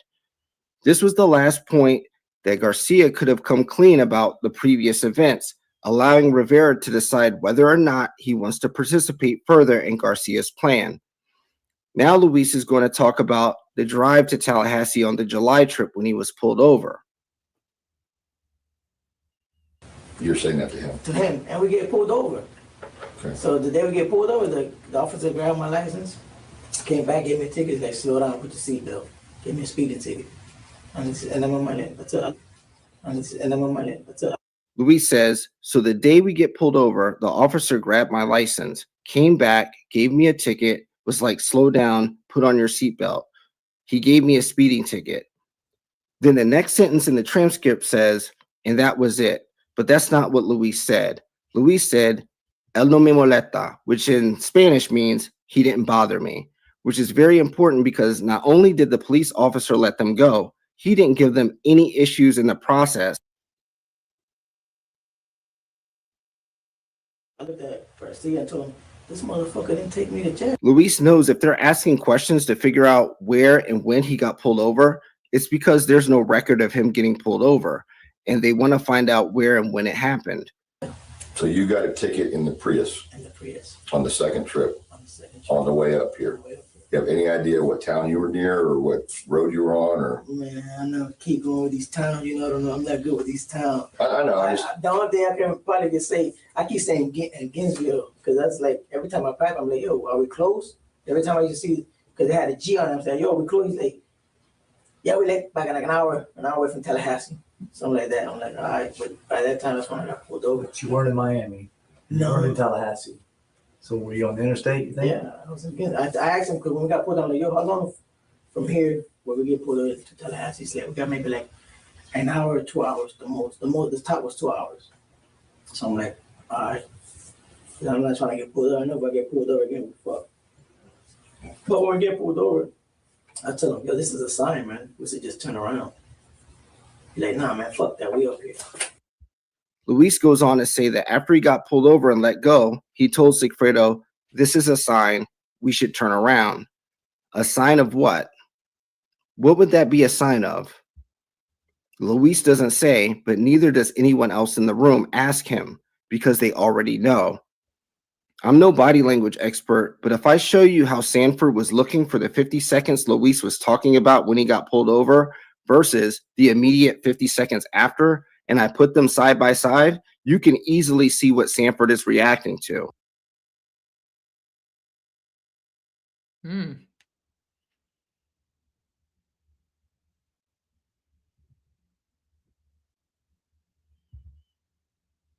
Federal and state authorities share information. Sometimes the state authorities will be directed by the feds to not arrest people who they're investigating. They don't want the local authorities to interfere and possibly compromise their investigation.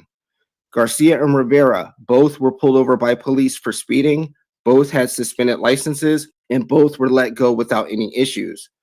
Being let go easily was a sign to Rivera that there could be a no interference order on law enforcement by the feds. The FBI began collecting evidence on the almighty Latin King and Queen Nation around January of 2014.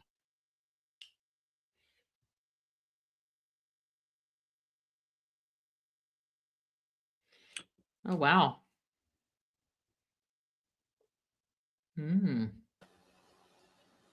Yeah, and in NCIC it says laissez-faire, leave alone. That's the code in the National Criminal Information Center. Oh, 14. Now back to the June trip and Chris Corbett. So after he got that traffic ticket that memorializes that law enforcement is going to have, what did he do next? There was a change of vehicles. So we have an additional contract from Comfort Rental Car that indicates the vehicle was changed out for a blue Hyundai. Okay, so then he goes back to Comfort, rents a different car. That's correct. All right, this time a blue Hyundai. And again, was it Garcia renting it and not Rivera? That's correct. All right. What can you tell us about the travel of Luis Rivera's handset on June 4th of 2014?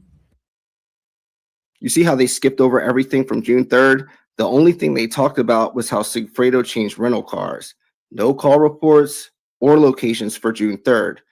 Now, just because the state doesn't bring it up in trial doesn't mean they're not in possession of the evidence. It could mean that the call reports and location data for June 3rd aren't so damaging to Charlie's case. It could also mean that the call records and location data for June 3rd is potentially damaging for someone they haven't arrested yet. So again, Mr. Rivera is the only one that we have location information on for this period. And again, just looking at the cell sites that his handset is communicating with, We can see that it's consistent with leaving the South Florida, Miami area. We see down here at the bottom right, early morning hours of June 4th of 2014. And then we can see that it is consistent with getting into Tallahassee the early morning or later morning of June 4th.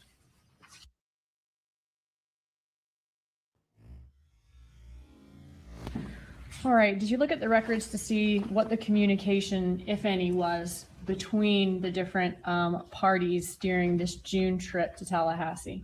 Yes, we did. Okay. Can you tell us about that? And again, just merely bracketing the period of time that the trip to Tallahassee was occurring, we can look at the communications. This is a summary of just the subjects in our investigation and other targets. So we've eliminated all the other people they're talking to and just focused on the phone calls where they're talking to other subjects in the investigation. But we can see that there are a number of events from the second through the... I'm just commenting in chat, but for all the people listening, he just looks like he would smell so good. And I mean that like clean, like dial soap. I mean, I love some freaking Gold Bar dial soap. He just looks so clean. My girlfriend thinks he's cute. Yeah. My girlfriend was like, he's cute. I mean, he's clean cut. I'm gonna bet he's Baptist. I'll bet he wears Old Spice. I bet he wears tidy whities. I just think he's adorable, and he's just so like, you know. Hey, listen, my favorite part of the trial was when they asked him, like, how long have you been working for TPD? And he sits up straight and says, 29 years and 11 months. And what that meant was, I'm retiring in a month. Yes. He's just like so proud. Yes. That's my favorite part of the trial. Yeah. Or Irish Spring, Claudette. Yeah. But he just looks like I mean, look how just polished and, you know.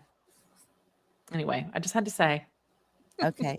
The flow of information should be from Wendi to Charlie, Charlie to Katie, then Katie to Sigfredo, or the other way around. Sigfredo to Katie, Katie to Charlie, then Charlie to Wendi. But that's not what we see. The only two people talking in this early morning of June 4th is Katie and Charlie. Wendi and Sigfredo are both sources of information, and they're the only ones who actually need the information the other provides. But as you can see at the top of your screen, the only ones you see doing the talking are the intermediaries, Katie and Charlie. Just after midnight at 12:21, Katie calls Charlie and has a 40-minute, 58-second phone call. That's not a quick call to convey information. That's two people who don't know what's going on and speculating as to what could be going on. A couple minutes later, Charlie calls Katie. It's a 10-second call that looks like Katie didn't pick up, but Katie calls Charlie right back for a 36-minute, 33-second call in which they're probably talking about why they don't know what's going on. Being that Sigfredo and Luis left Miami for Tallahassee around midnight to 1 a.m. on June 4th, that decision had to be made during the day on June 3rd. Since Katie is probably under the impression that Sigfredo and Luis left for Tallahassee the night of June 2nd, she isn't privy to the planning of their actual time of their departure and arrival. The best time for Sigfredo and Luis to arrive in Tallahassee can't be decided by just Sigfredo and Luis. It's based on Wendi's schedule and what Wendi knows about Dan Markel's schedule.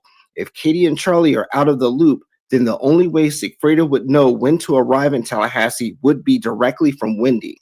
If Sigfredo already spoke with Wendi to coordinate their arrival directly via burner phones, then upon their arrival, Sigfredo and Wendi should meet in person to figure everything out. They would meet between 9 and 10 a.m. on June 4th in Tallahassee. And these are the things that need to be figured out. Dan Markel's schedule, the $10,000 Wendi handed Katie at the dinner in March. Remember, Sigfredo and Luis were watching them eat dinner. The $5,000 deposit for Sigfredo once he arrived, and planning the July trip. Here's what Wendi and Sigfredo need to do at that moment. With Sigfredo present, Wendi needs to contact Donna and Harvey and put the phone on speaker.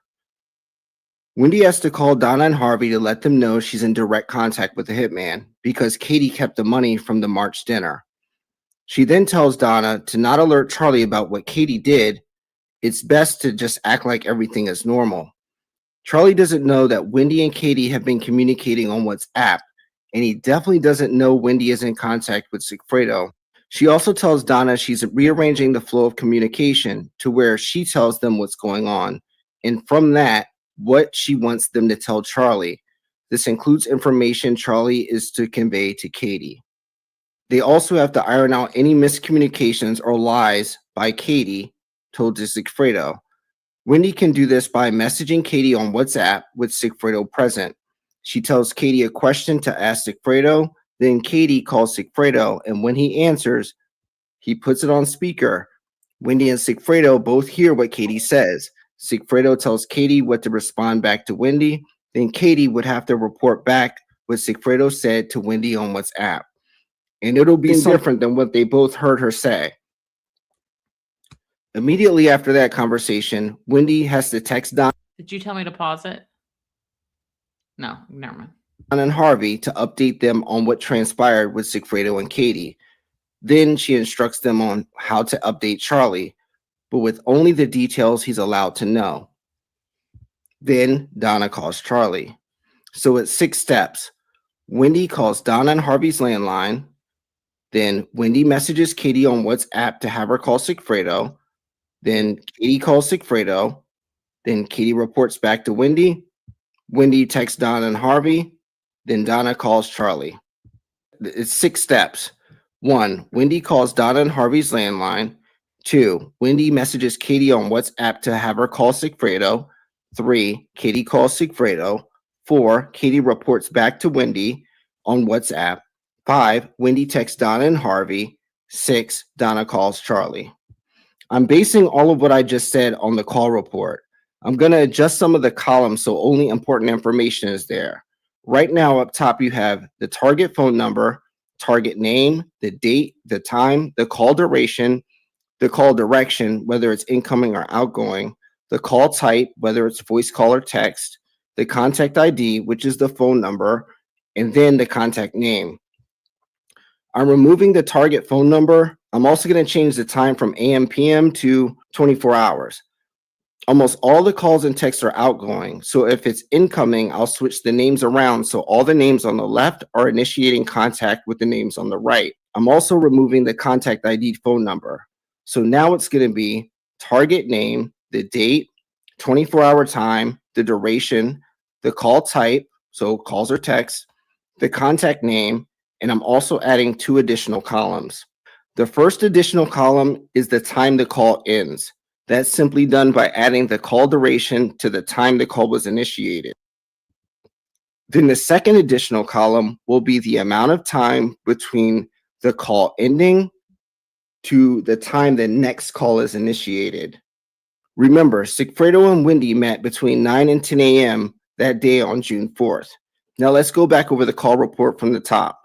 Katie and Charlie are in the dark about what's going on. Katie calls Charlie at 12:21 a.m. and they speak for 40 minutes and 58 seconds. 33 seconds later at 1:03 a.m., Charlie calls Katie and the call lasts 10 seconds. Then 57 seconds after that, Charlie calls Katie and they speak for 36 minutes and 33 seconds. At 9:39 a.m., Wendi calls Donna and Harvey's landline. That call lasts 14 minutes and 36 seconds. After she hangs up, Wendi messages Katie on WhatsApp to have her call Sigfredo. It only took 1 minute and 30 seconds until Katie calls Sigfredo and they only speak for 29 seconds. Within 1 minute and 25 seconds, Katie reports back to Wendi on WhatsApp. Wendi texts Donna and Harvey together at 9:57 a.m. 16 minutes after that, Donna calls Charlie at 10:13 a.m. It doesn't connect, but 6 minutes later, Charlie calls Donna back for a 1 minute and 38 second call. Then again, 9 minutes later for a 2 minute and 10 second call. And 5 minutes later, Harvey calls Donna. What tells me that Wendi and Sigfredo were probably sitting in our minivan together comparing notes is the quick tandem between calls with no overlap. Wendi calls Harvey and Donna's landline and talks for 14 minutes and 36 seconds. That's enough time to update them on what's going on. Then 1 minute and 30 seconds after hanging up, Katie calls Sigfredo. That's enough time for Wendi to message Katie on WhatsApp to have her call Sigfredo. If it only took a minute and 30 seconds for Wendi to type a message, send it to Katie, Katie read it, then call Sigfredo, it only makes sense for the call between Katie and Sigfredo to only last 30 seconds. Then after they hang up, altogether, it took 1 minute and 25 seconds for Katie to type a message to Wendi, send it, Wendi and Sigfredo read it, then Wendi texts Donna and Harvey for what Donna needs to tell Charlie. 16 minutes later, when Donna calls Charlie, they have a couple 1 to 2 minute conversations. Then Harvey calls Donna, most likely to see what she updated Charlie on, just in case Charlie calls Harvey. Harvey needs to be on the same page as Donna. Even though Donna, Harvey, and Charlie now know the updated plan for June 18th, they see Wendi taking it upon herself to meet with Sigfredo as a potential alibi problem for that day. They know Wendi better than anyone else. She met with Sigfredo in the morning. The murder is going to happen in the morning. She went rogue on June 4th. She'll go rogue on July 18th. Donna and Charlie have to think of a way to keep Wendi in her house on the morning hours of July 18th.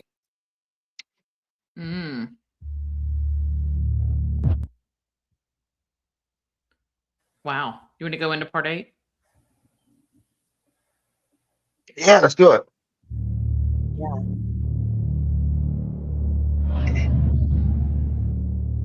What did everybody think about the call? My speculation on the call record. Spot on. Yeah, It's really good. that no overlap. That's what told me. Like it's like there's no, Yep. This is like Hollywood stuff. I'd love to see this on a movie screen. It's good. Music, spot on. Well, and sorry. Oh, I was going to say, and in regards to those phone calls with June 4th, you also think about what's happening, right, with like Wendi and Jeffrey. They have their red eye coffee date. She cancels the California trip because she's which is supposed to occur between the 11th and the 17th.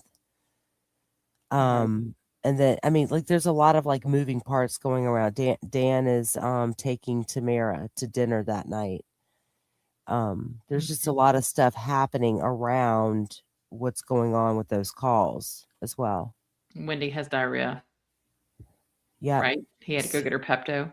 Yeah, Pepto. She's home with the kids. She's got the kids that night because it's a Wednesday night.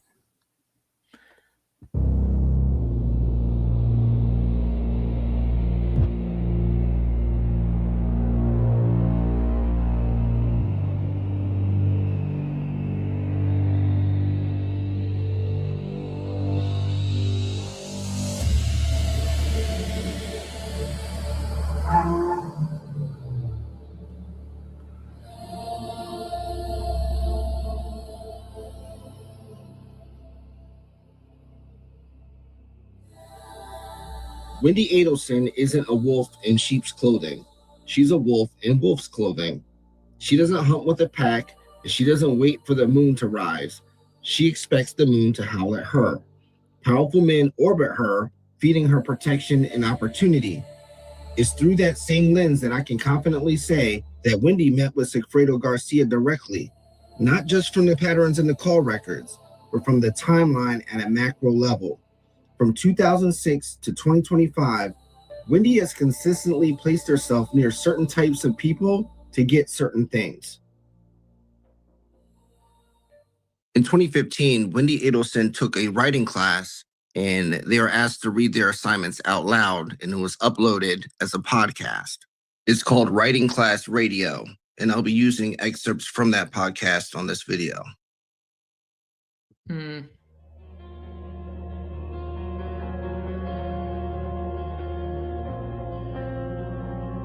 We married when I was in my mid-20s, when I thought I could cheat the system and marry a man I lacked passionate love for because, hey, didn't that die anyway during marriage? I saw his intellect and big heart and thought he would make a wonderful father for my children.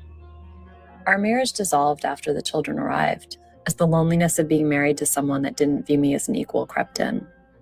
I do believe he loved me the best way he knew how. I mean, he didn't like fiction, so why read my novel? It was logic, not a lack of love.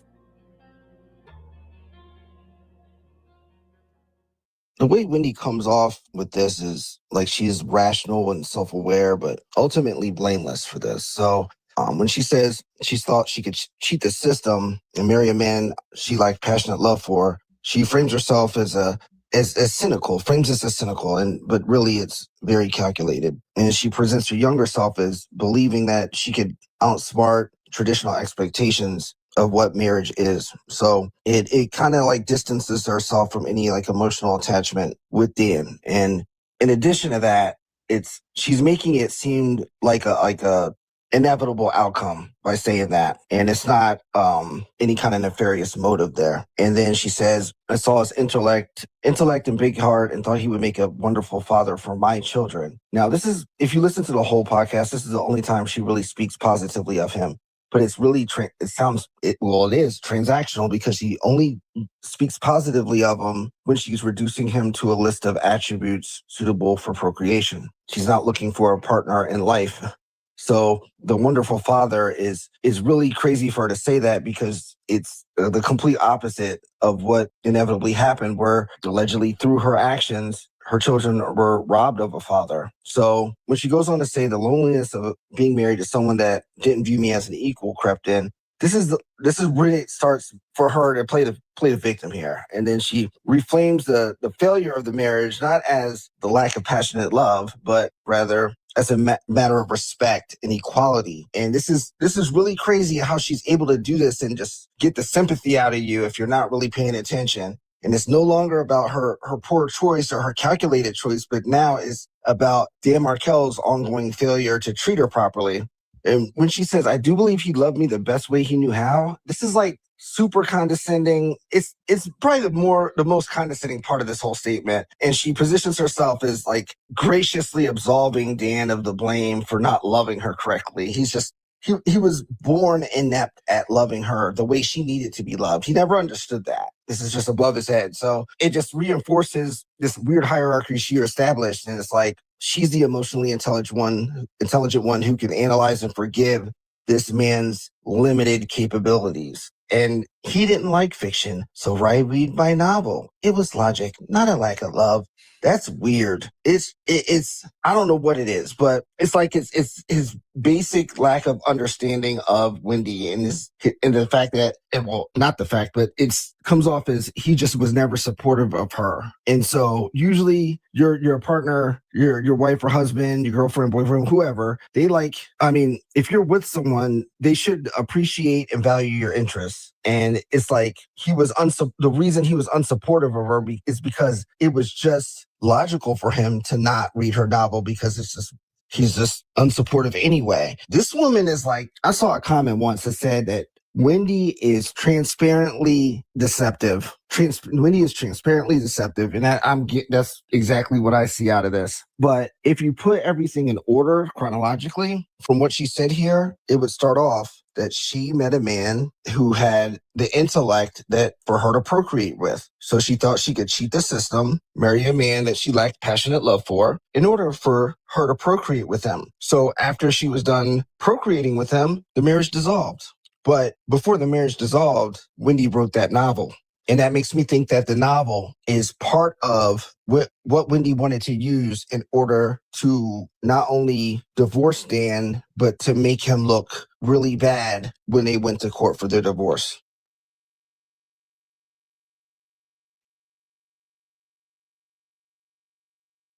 Sherry, thank you so much. Well, human trafficking is a widespread issue going on right here in our backyard. We have with us this morning clinical professor at Florida State University's College of Law, Whendi Adelson, with a book, and hear more to discuss about human trafficking. And again, like we said, it's a widespread issue that it's hard to believe it is happening right here in the United States. Welcome, Wendi. Thank you. Thank you for being here with us. So before we get into it and get into your book, how is it that these women get here to the United States? Kind of funny that there's a broken TV, but look at the cover of Wendi's book. I mean, he didn't like fiction, so why read my novel? It was logic, not a lack of love. It's Wendi with her hand up like she's defending herself from being punched or something. This is from Wendy's testimony during Charlie's trial that talks about her divorce. Okay, and he accuses you in this filing of breaching the marital settlement agreement in various ways, right? That's correct. Okay, and committing a fraud upon the court by omitting the $200,000 in assets from your financial affidavit. That is what he was alleging. And asked the court to sanction you. Yes, that's what he said. Okay, so again, you're both seeking the court to sanction each other. I mean, them's fighting words in lawyer terms, right? Well, I was filing a motion to enforce a settlement agreement. So I don't think that's really fighting words. That's just asking the court to complete what it already said it wanted to do. Okay. And on page 379, Dan suggests that the court send a strong message about your malfeasance by awarding him the entirety of the undisclosed assets of over $200,000, right? That is what he asked for. Okay. And then on March 10th of 2014, on page 437, do you respond with your motion to dismiss the former husband's counter motion to enforce the marital settlement agreement?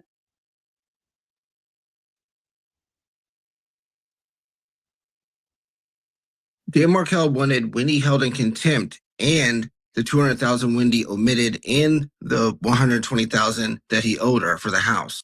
If Wendi is found to be in contempt, her law license would be in jeopardy and she would be out $320,000. Why would Wendi take the $200,000? Is it because maybe Wendi felt like Dan made her lose money on something? In a normal book deal, the publisher pays the author in advance and pays them royalties in the design. And remember that cover photo? Who took that picture? Harvey. Ugh.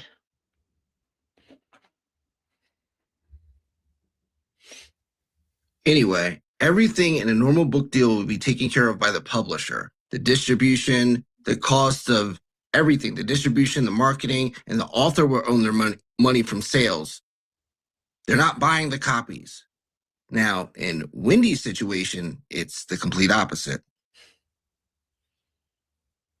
Wendi is directly paying the publisher just to print her novel per copy. She's bearing the cost of everything, the distribution, everything. She's paying for her own books. The novel I wrote about my client's stories had just been chosen as the common read for all first-year students at FSU. It may sound like Wendy's bragging here, as if all these students bought her book, but really she bought the book and they got it for free. Here's the math on that. At Carolina Academic Press, that publisher would charge an author between $10 to $15 per book. Florida State, in the year that Wendi had this happen, there were 6,021 students. So Wendi had to pay between $60,000 and $90,000 of her own money to print that book to give it away to students at Florida State University. Between Dan Markel and Wendi, Dan Markel is the only person that could have an arrangement like that for Wendi because he's a tenured professor. Dan Markel used his position to actively promote Wendy's book, knowing that Wendi had to pay out of pocket for each copy.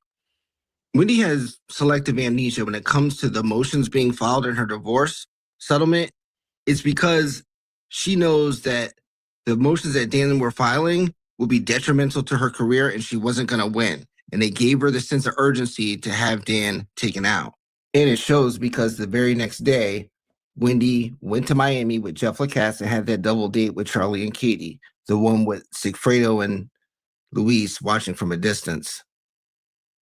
I'm going to skip past the homicide on the timeline and talk about what Wendi did afterwards in order to protect herself.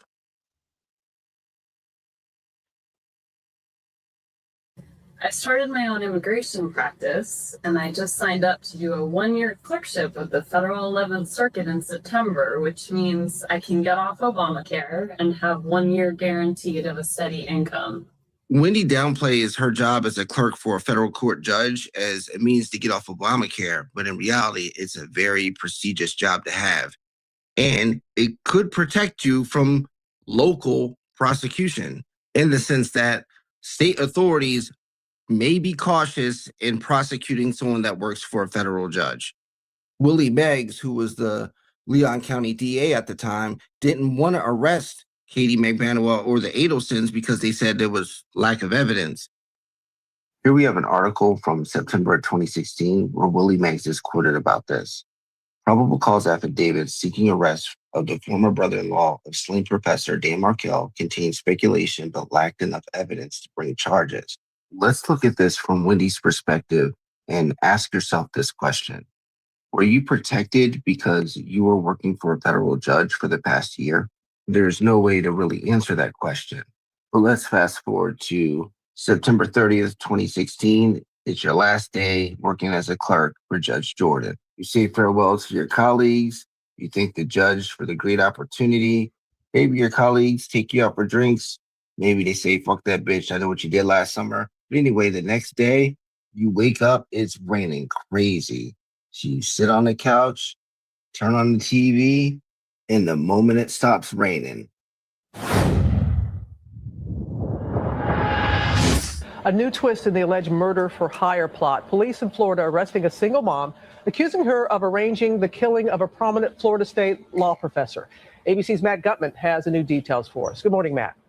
Hey, good morning, Robin. Authorities portray Catherine McBanuel as a kind of femme fatale in this case. Police say the Miami beauty linked Dan Markel. They couldn't even wait till the next business day. Don't you think that plagues Wendy's mind? The testimony you're about to give will be true. You may be seated.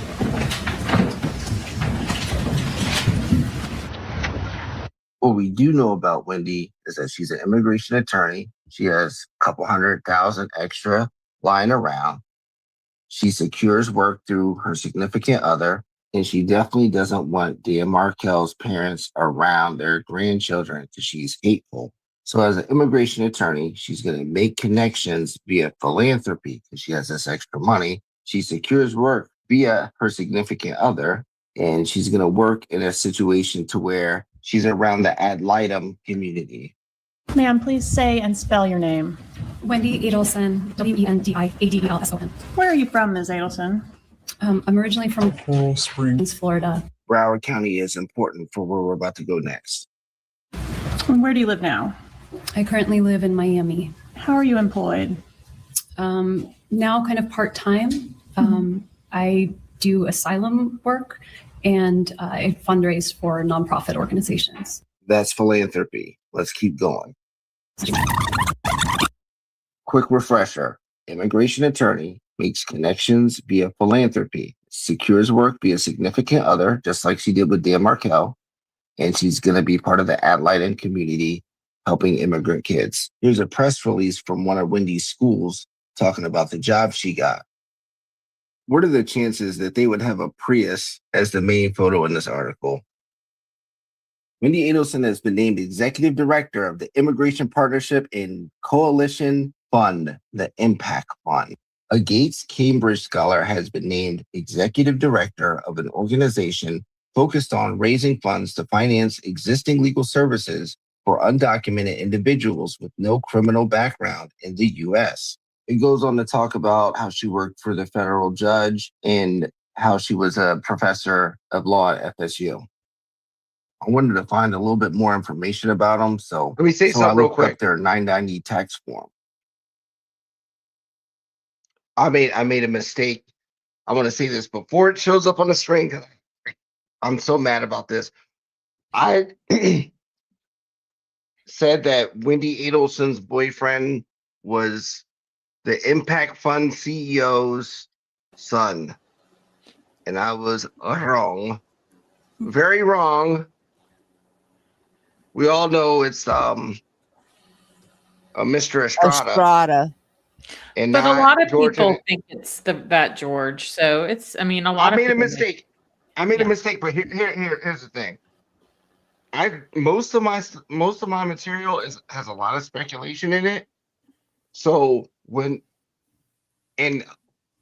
as time goes on, the things I've said tend to land.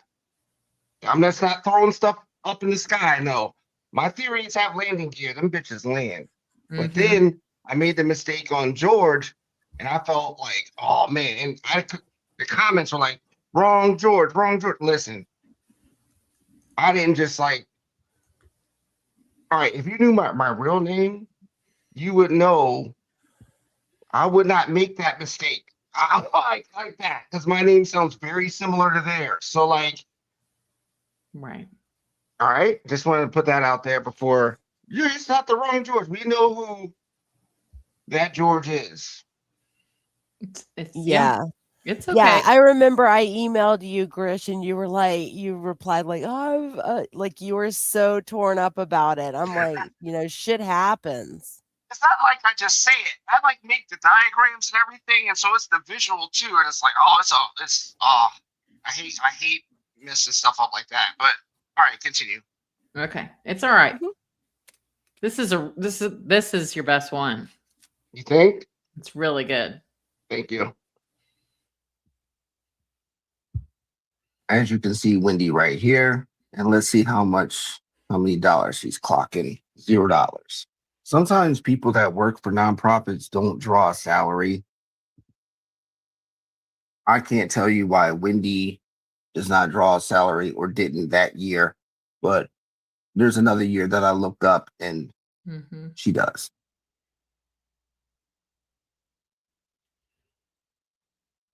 The nonprofit organization that Wendi works for is run by a man named Mike Fernandez.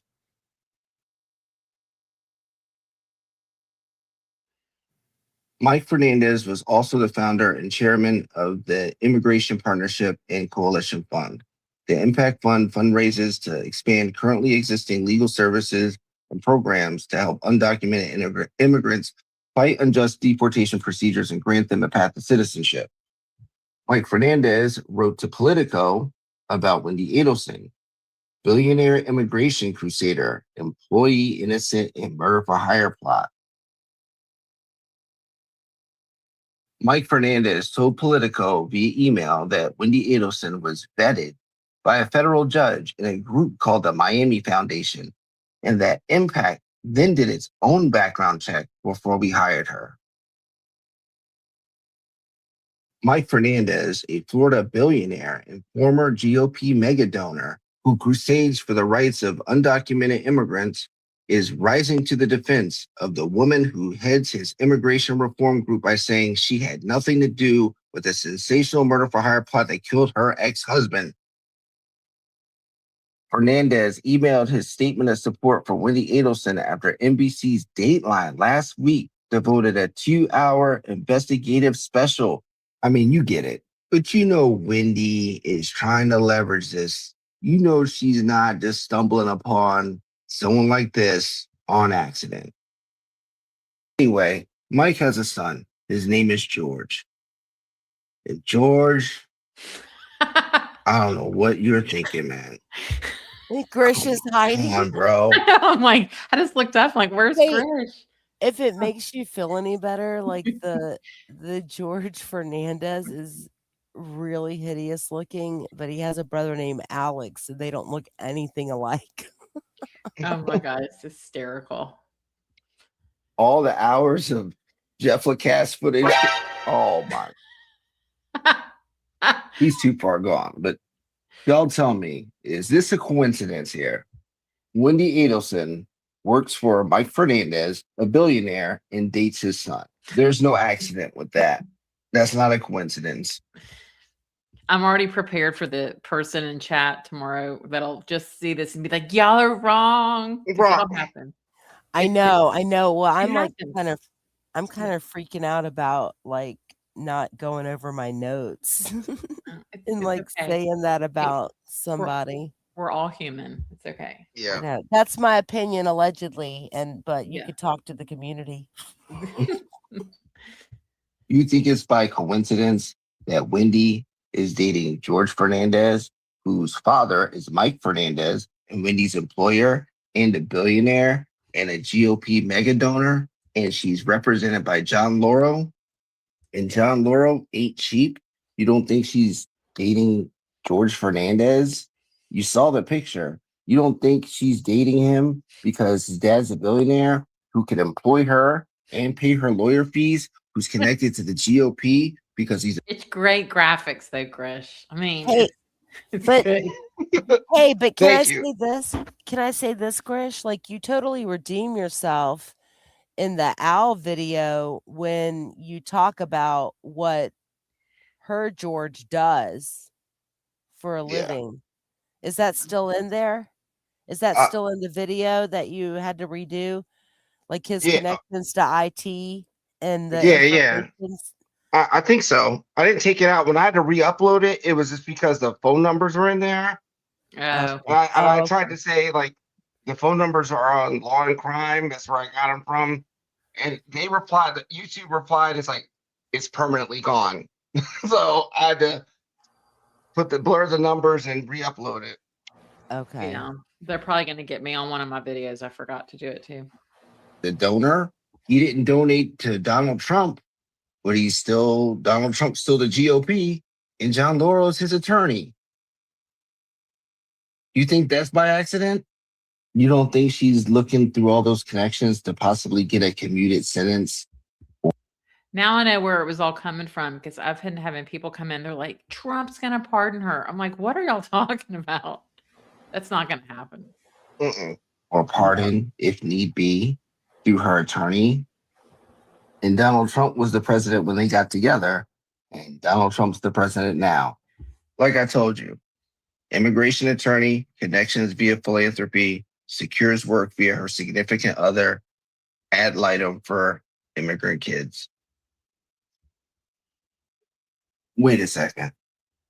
Since Wendi worked for a federal judge, why not try to get close to a Second Circuit court judge?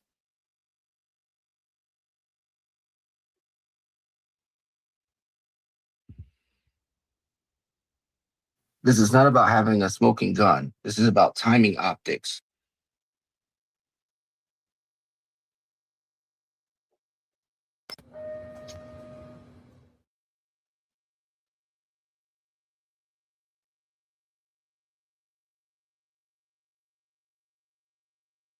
Some of you know I'm from Maryland, and I somewhat understand how judges are appointed, but I do know that each state in the U.S. has a different process. Before we go further, I have to explain how Florida Circuit Court judges are appointed. In Florida, when a circuit court judge retires or steps down, a structured process kicks in. The Judicial Nominating Commission, or JNC, takes applications and interviews candidates. After that, they send a short list of 3 to 6 names to the governor. The governor is required to choose from that short list. No outside picks are allowed. Once appointed, the new judge serves a 6-year term before facing re-election in a nonpartisan race. Hang on. Hey, pause. This process gives the So if you look at the 3:40 p.m. appointment, that was yeah, that was the mediator in the divorce case of Dan Markel. Oh, really? Yeah, and Whendi Adelson, and she worked for Linda Bailey at the time. Damn. I know Did she some of make these judge? names. Did she get it? She is either a magistrate or some form of judge, but I don't. But I have never heard anything really bad about her. Really, like I think she's. But I'm just saying that is interesting. She was like the one that did like the 8-hour mediation, and see, and it. So another thing, and I haven't seen this documented, but I know that Shaming of Jay discussed it on his channel. He said because Wendi and Dan went through 2 different lengthy mediations. Amanda Wall did one. No, I'm sorry. She was the parenting coordinator. Oh, I saw. Yes, she was the parenting coordinator. Amanda was, but Jay said on his channel that Linda Bailey was the mediator.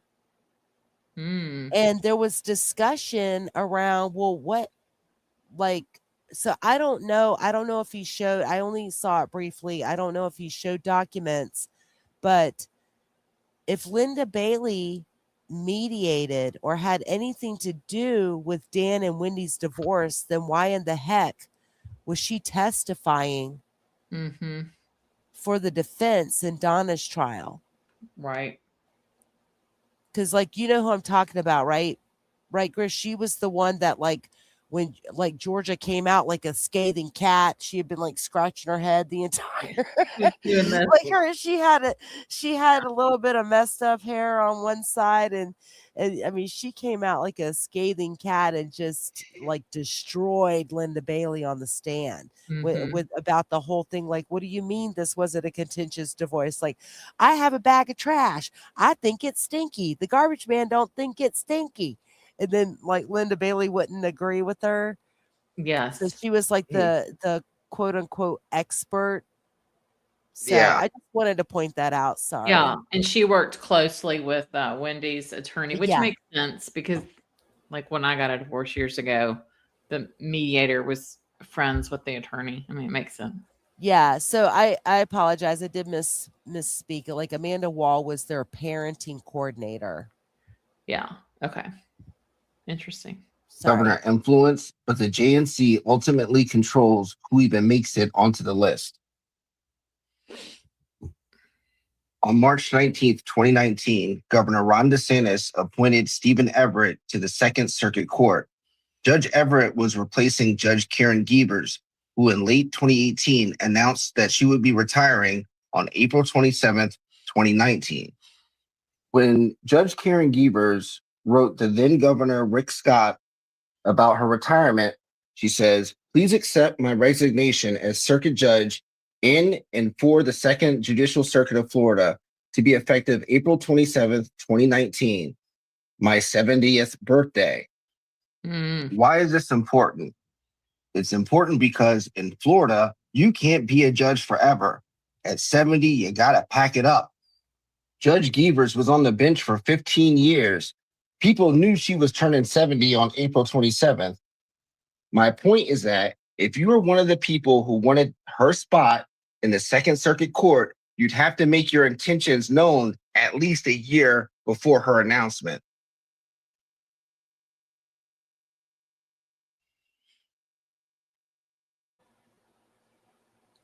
Gievers is wonderful. I've never spoken to anyone who follows this case that's had one bad thing to say about Judge Everett. I think this case would look very different if someone else were presiding over it.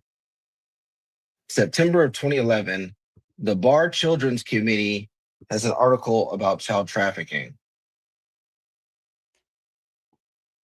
This project was co-authored by Wendi Adelson. The other person involved in this project, his name is Alan Abramowitz. My name is Alan Abramowitz, and I am the executive director of the statewide Guardian Ad Litem program. The number of abused, abandoned, and neglected children coming into foster care is on the rise. Trafficking, Guardian Ad Litem, foster care. These are all the things that Wendi is focused on, and she did that project with him in 2011, and he wants to be a judge in 2017 and in the Second Circuit. All right. Well, we don't know how cool Wendi and Alan are, but would it hurt if Wendi was cool with them and Alan became the judge that was presiding over the Dan Markel murder? What if Wendi somehow was able to get some influence in order to get him appointed? And people usually look out for other people when they get help trying to get where they need to go, not after they've already gotten there. You don't think Wendy's not going to be laser focused trying to find the right person to put Alan in position?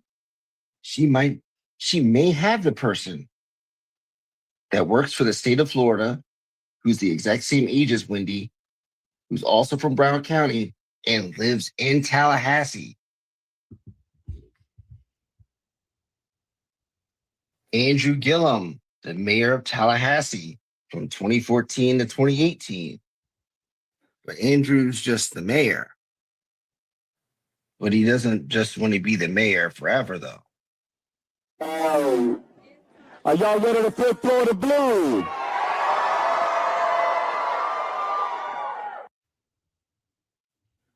Yeah, you see it. Andrew's running for governor.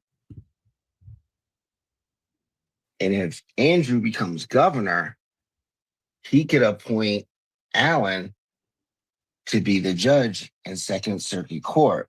And Allen's on the list too. He's got a chance. He's got an interview at 9 o'clock.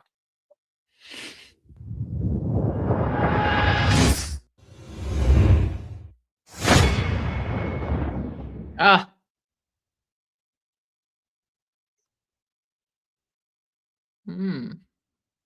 This could all just be a couple innocent selfies.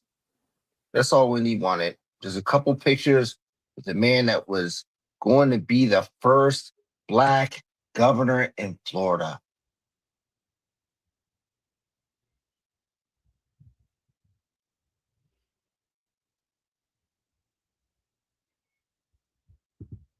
This race was another nail-biter last night. It took hours before Ron DeSantis was declared the winner. DeSantis edged out Andrew Gillum by less than 1% of the vote. Our senior political reporter Michael Putney is in the newsroom now with... Now, they always say weird things happen on Friday the 13th, but Friday, March 13th, 2020, Andrew Gillum was one of those weird things.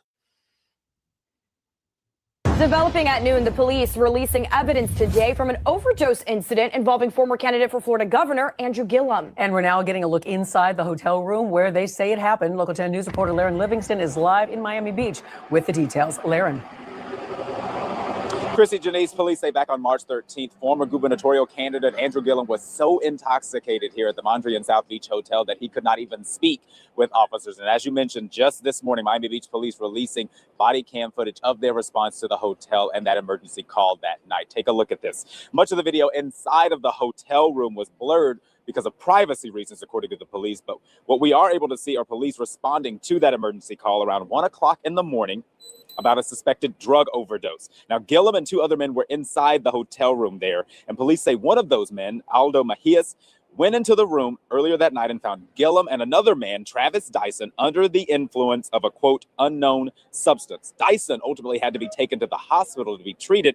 Gillum, who'd reportedly been found vomiting in the bathroom there in that hotel room, was later allowed to leave the hotel and go home. Now, there are also photographs that police officers released to us, pics from inside. Wait, what was in that IV vial? That I don't know. Like I don't know. That if it's just like a letter, then that's I don't know. Also, March 13th, 2020 was the day like the world shut down with COVID. I'll never forget it.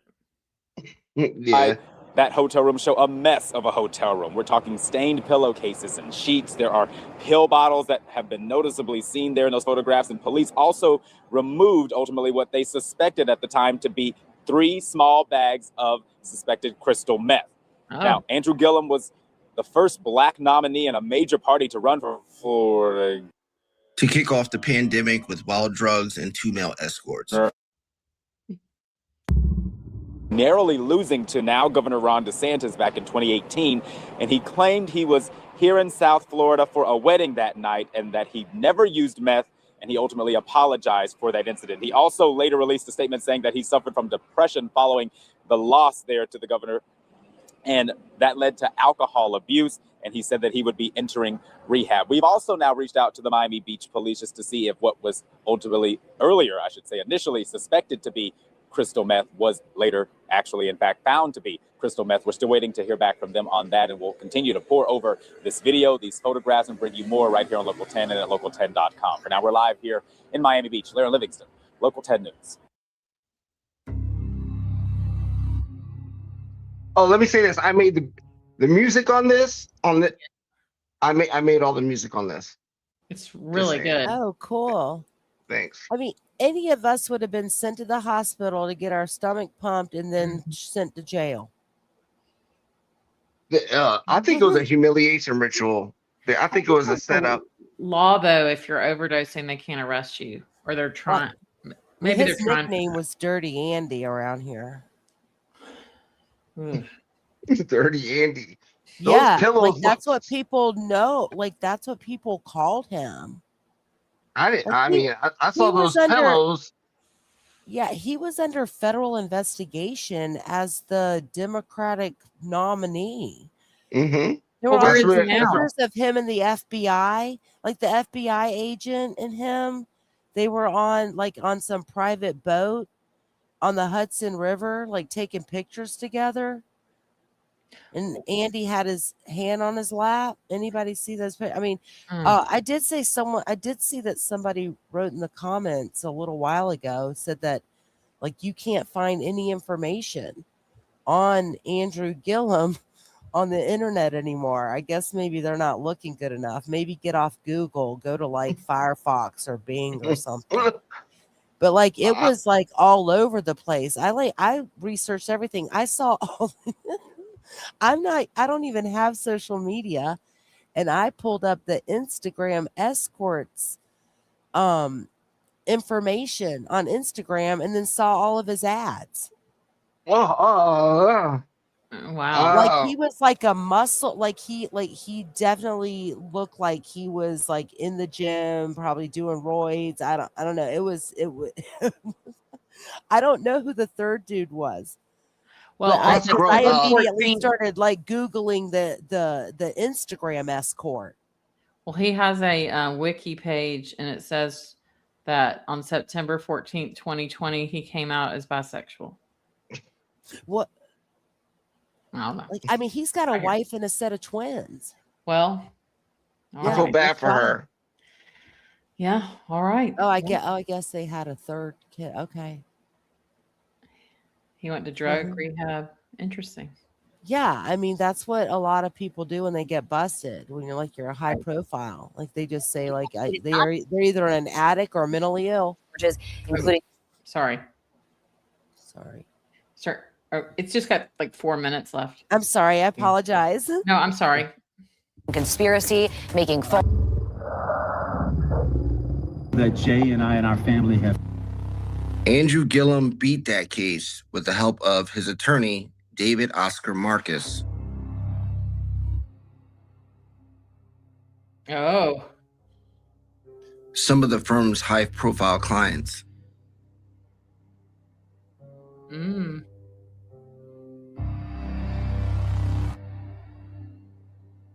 Charles Adelson.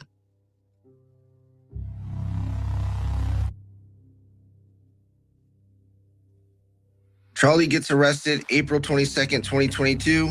Andrew Gillum, July 21st, 2022. David Marcus withdrew from Charlie's case on May 9th. But at least we know that the interaction between Wendi and Andrew Gillum isn't so random when he has the same lawyer as her brother.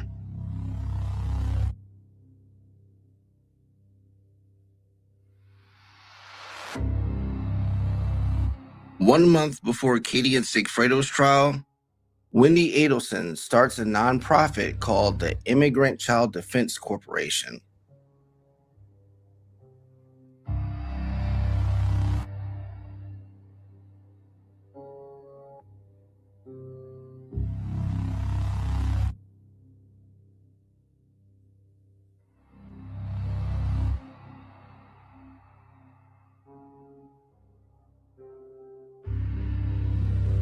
So Wendi lists herself as the main person of this nonprofit, but who does she put as the VP?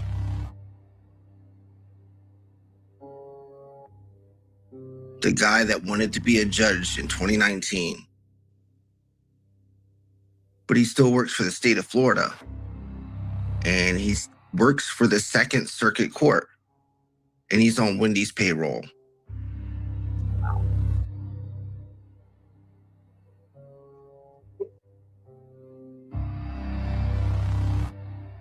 In Donna Adelson's probable cause affidavit, there's a list of federal agents and other people that they may or may not have testify. Now, in this probable cause affidavit, they have the locations that have video surveillance. And so I tracked all of them. And after Wendi drove past the crime scene, she drove to ABC Liquors on Thomasville Road.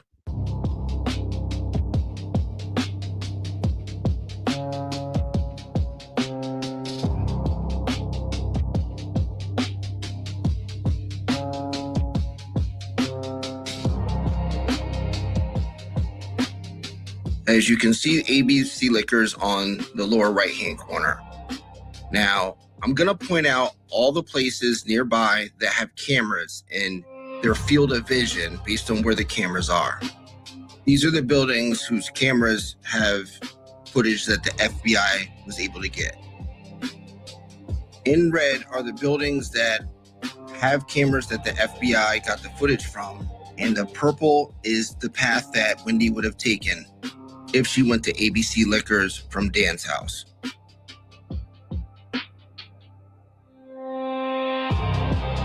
In yellow is the field of vision for each of those buildings based on where the cameras are located. The three buildings that are closest to our point of view is 1940 Thomasville Road, 1930 Thomasville Road, which is ABC Liquors, and 1920 Thomasville Road. But the FBI doesn't put any footage, or they don't say that they got footage from that building. And what's weird is there's more cameras in that building than the other three combined.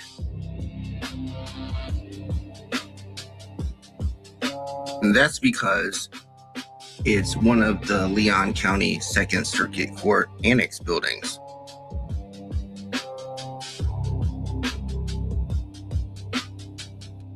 And guess whose office is on the second floor in Suite 208?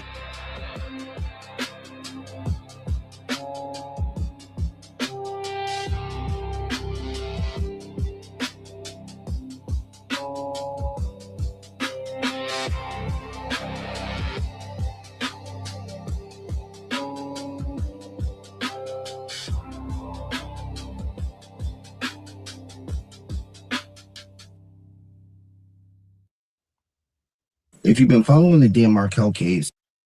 Wow. Was that, it was over. Yeah. Did I mess it up? It's very good. Nah, it went, that's that was sick. Like in a good way. Thank you. That was, Yeah. I mean, I have chills. Oh, Like, I I'm know. a little, like, I'm kind of like, I have French doors in my office. I'm like, who's out there? I don't know. Dang, that's. I like that, making that one the most. At first, it was just the part 4 because of Donna and stuff. But when I was working on this one, I thought, like, if I had a timeline that shows like what she does after, that would like give like a better context to everything, because like the judges and, you know, the nonprofits and all that stuff, like I think that's the main reason this is taking so long on her, because there's so much to go through. But yo, when I found that that nonprofit and I saw that name, I was like, and I saw where his office was when I Googled him, and they had how they wrote some kind of law paper together in 2011. I was like, and the ad litem thing with the, I'm like, oh man, that was game over right there. You got a dude that's working for the courts, the Second Circuit, which is where they're trying this case. You put him on the payroll the same year he's trying to be a judge in the Second Circuit. That seems very like, what's the word? Conflict. Unethical. Yeah. Oh, it's ethics. It's, Yeah. I mean, you guys should Google Alan's brother. Then he won't. He wasn't ever going to be a judge, in my opinion. I don't know why Wendi would do that though. And then his office is that's next door weird. to ABC Liquors. Yeah, I mean, what would she go there to do? Be like, you know? So, yeah, a lot of people who are in certain positions, it like, and I hate to use this word, but I am going to use this word, but I'm not meaning it. Like, but it's almost like it's incestuous in like in a way, not like brother sister stuff, but like there's a lot of, you know, patting on backs, rubbing elbows. People do favors for so and so. Like, you know, you can have like a first degree connection with someone or a third or fourth degree connection, and then things can still happen for you. It's real it's gross, but okay, everybody go and make sure, please, you subscribe to Grisch and to True Crime Wifey. And the video after this one, so y'all can go watch it, is a Q&A. Yeah, and I also want to direct people, like, you definitely need to go to Grish's Owl Yes. video, because that's like really like I have like a lot of information to add to that. Yep. Grish, you should reach out to those Dateline and 2020 people and see if they know about these connections. That's kind of weird for me to do that. Okay. I mean, like, if when people say like reach out to Georgia, like that's kind of like, yeah. And if people in here like, you need to send this to Georgia. Georgia, I was like, I think Georgia knows. I as many people as have told me like you need to send this to Georgia. I think like there's been a couple that probably sent my stuff over to her, because I get that on almost every video. Yeah. But like it's kind of like, you know, I'm reaching out to a prosecutor. For me, it's kind of, I don't know. Right. You know. Yeah, I understand. She replies to people. So I sent her that the video I did about being buried under the dirt, or your dad's in a box under the dirt in Canada and all that. And she wrote me back and said thank you. So anyway. I mean, she's really good. I mean, I did a lot of not a lot of research, but I just wanted to see how Georgia handles a case that she loses. And I saw an armed robbery murder case, and she lost. It was a young kid that was in the streets doing stuff, and he beat the case. And Georgia had her red suit on, you know, the closing argument red suit. Yes. And she lost. But it seems like Georgia and Dugan, they're this is what I'm looking at this from a different perspective. Okay, so I don't think that they're in control of charging Wendi so like that. I think it's the FBI that's feeding them information as they go.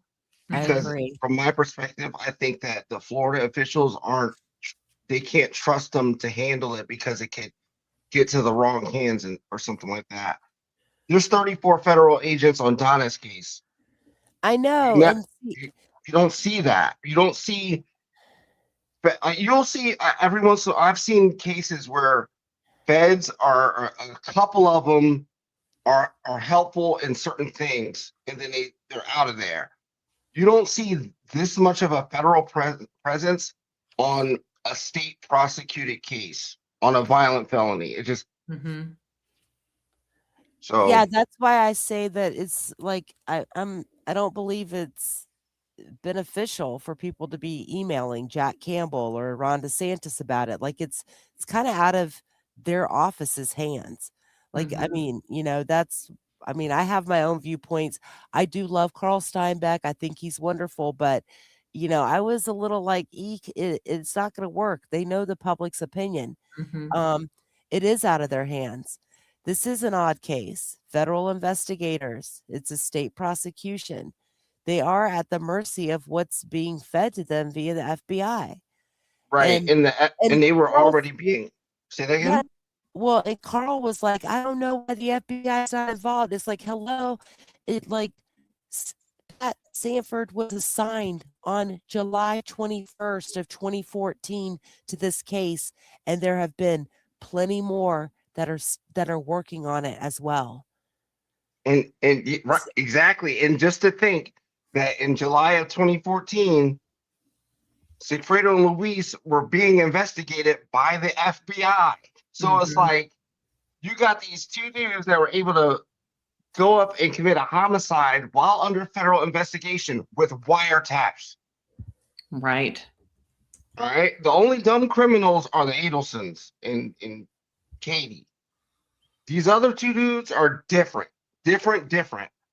And Like you got to at least I read in the Latin Kings paperwork that Luis and Tuto and a couple other guys, they were plotting on robbing a drug dealer in Miami, and they had it on wiretap.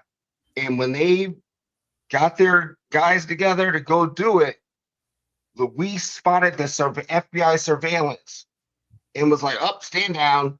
And then they went to the guy that they were gonna go rob and told him, like, I don't know what happened after that, but he admitted that he had guns and drugs there. But the fact that Luis caught it, I knew about this before they were arrested for it. So like when I heard about this case, learned about this case was way later. It was like 2022. I think I personally knew about this case, but I knew about Tato and Tuto from 2015. So when I saw those names and I knew what kind of dudes they were, like they got away from the FBI. That's crazy.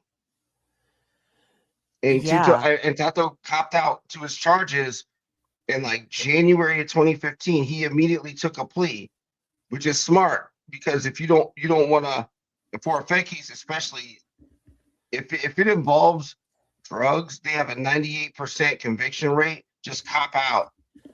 And he took it on the chin, no reactivities, nothing like that.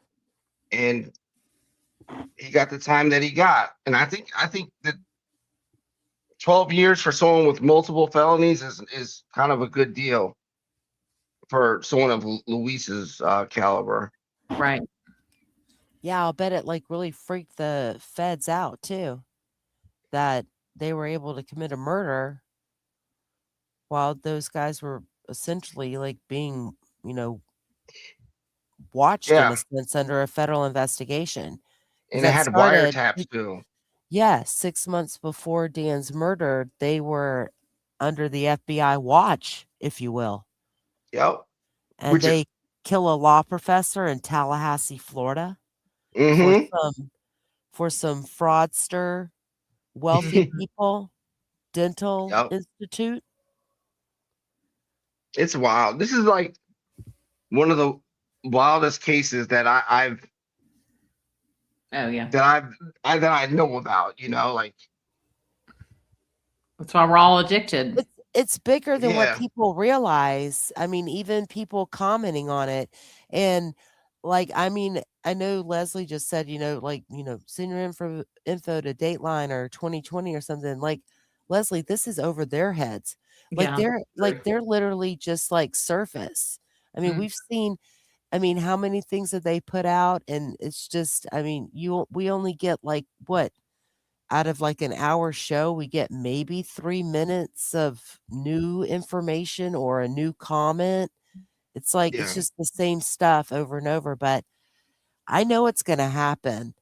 I mean, I truly believe that she will be arrested, but like I said before, I can't worry about something that's not in my control.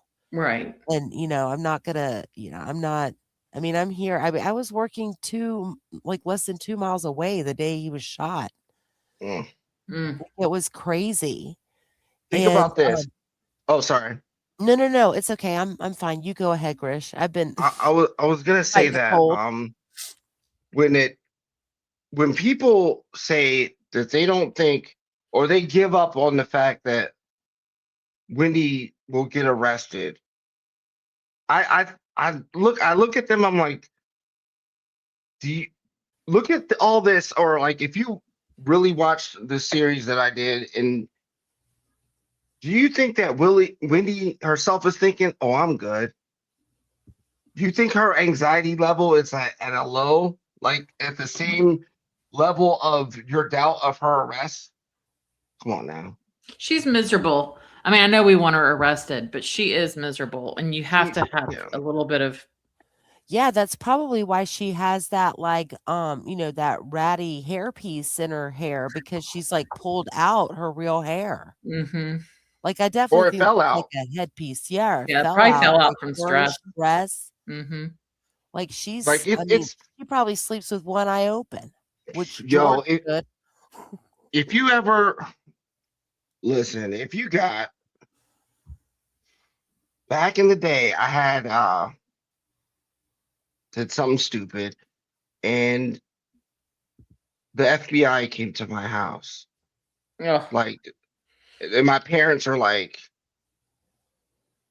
it was bad, and it was bad. And so I one of my friends, he told on me, and they at first they called my phone, and well, he called my phone, and this was back before, like, you know, like when you had it was free nights and weekends type thing. Oh yeah. All right. So like when he called my phone, I was driving, and I knew if he called me, it was something somewhat important. And then when I picked up, I was like, "Hey, what's up?" And he started crying. And I was like, "What's wrong?" And he's like, "Tell him what you made me do." I was like, "What?" And then I hear my real name. This is Special Agent. I still remember the guy's name, but I'm not gonna say it. And he's like, Special Agent, blah blah blah, from the United States Secret Service. And I knew right then and there. I was like, oh, I almost crashed. Like my vision went like blurry, and I almost crashed. And then I got home, and the my cell phone rang because I hung up on him. I get home, right when I get home, my cell phone rang, and then my mom, my stepfather's phone rang. All this, the fax line rang all at the same time. They're like, "What are you doing?" Because they knew I was, but like this was it. It was just like, what's going on? And I was like, so I got like a lawyer that was a former federal agent, and then, but during that time frame, during their investigation, they had to call her, not me, but they came to the house a few times. And that level of anxiety, yeah, you don't want.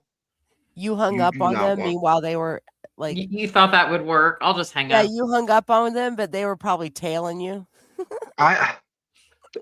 Who knows? Who knows? Let me Because hide. I mean, I put my I park my car in the driveway. I go, phone rings again, and when the phone rings, and I see this DC number, and I'm like, uh-oh, and it was the same number, and then all the phones rang at the same time, and they were like, "What are you doing?" I'm like, So but yeah, that kind of fear, you don't want. And luckily, nothing happened to me because I had a really good lawyer that was the very, like, kind of like a John Laurel type, not John Laurel, but you know what I mean, someone that can swat them away. And I had and no one else that was part of this said anything, and those guys got some numbers, and nothing happened to me. I actually ended up getting arrested, like for something completely different, but like I was almost elated that nothing ever happened, and me getting arrested for something else. I was like, oh, I don't even care. But it's you don't want that anxiety, and that hair with Wendi falling out. Believe it, she's on a zany buffet. She was very kind this trial. She was not her little smart her aleck self. attitude was so different. Yeah. Yep. Y'all be sure, Blue River 2443, he had a premiere yesterday of his video from Donna's sentencing, and it is great. You need to watch it. Blue River? Yes. I mean, I don't know how long it took him to make it, but it's good. It's really good. But thank you so much, Grisch. You're so talented. Thank you, True Crime Wifey, for bringing all these details. It was awesome. And just go to bed tonight knowing that you're going to sleep well, but Wendi is not. Nope.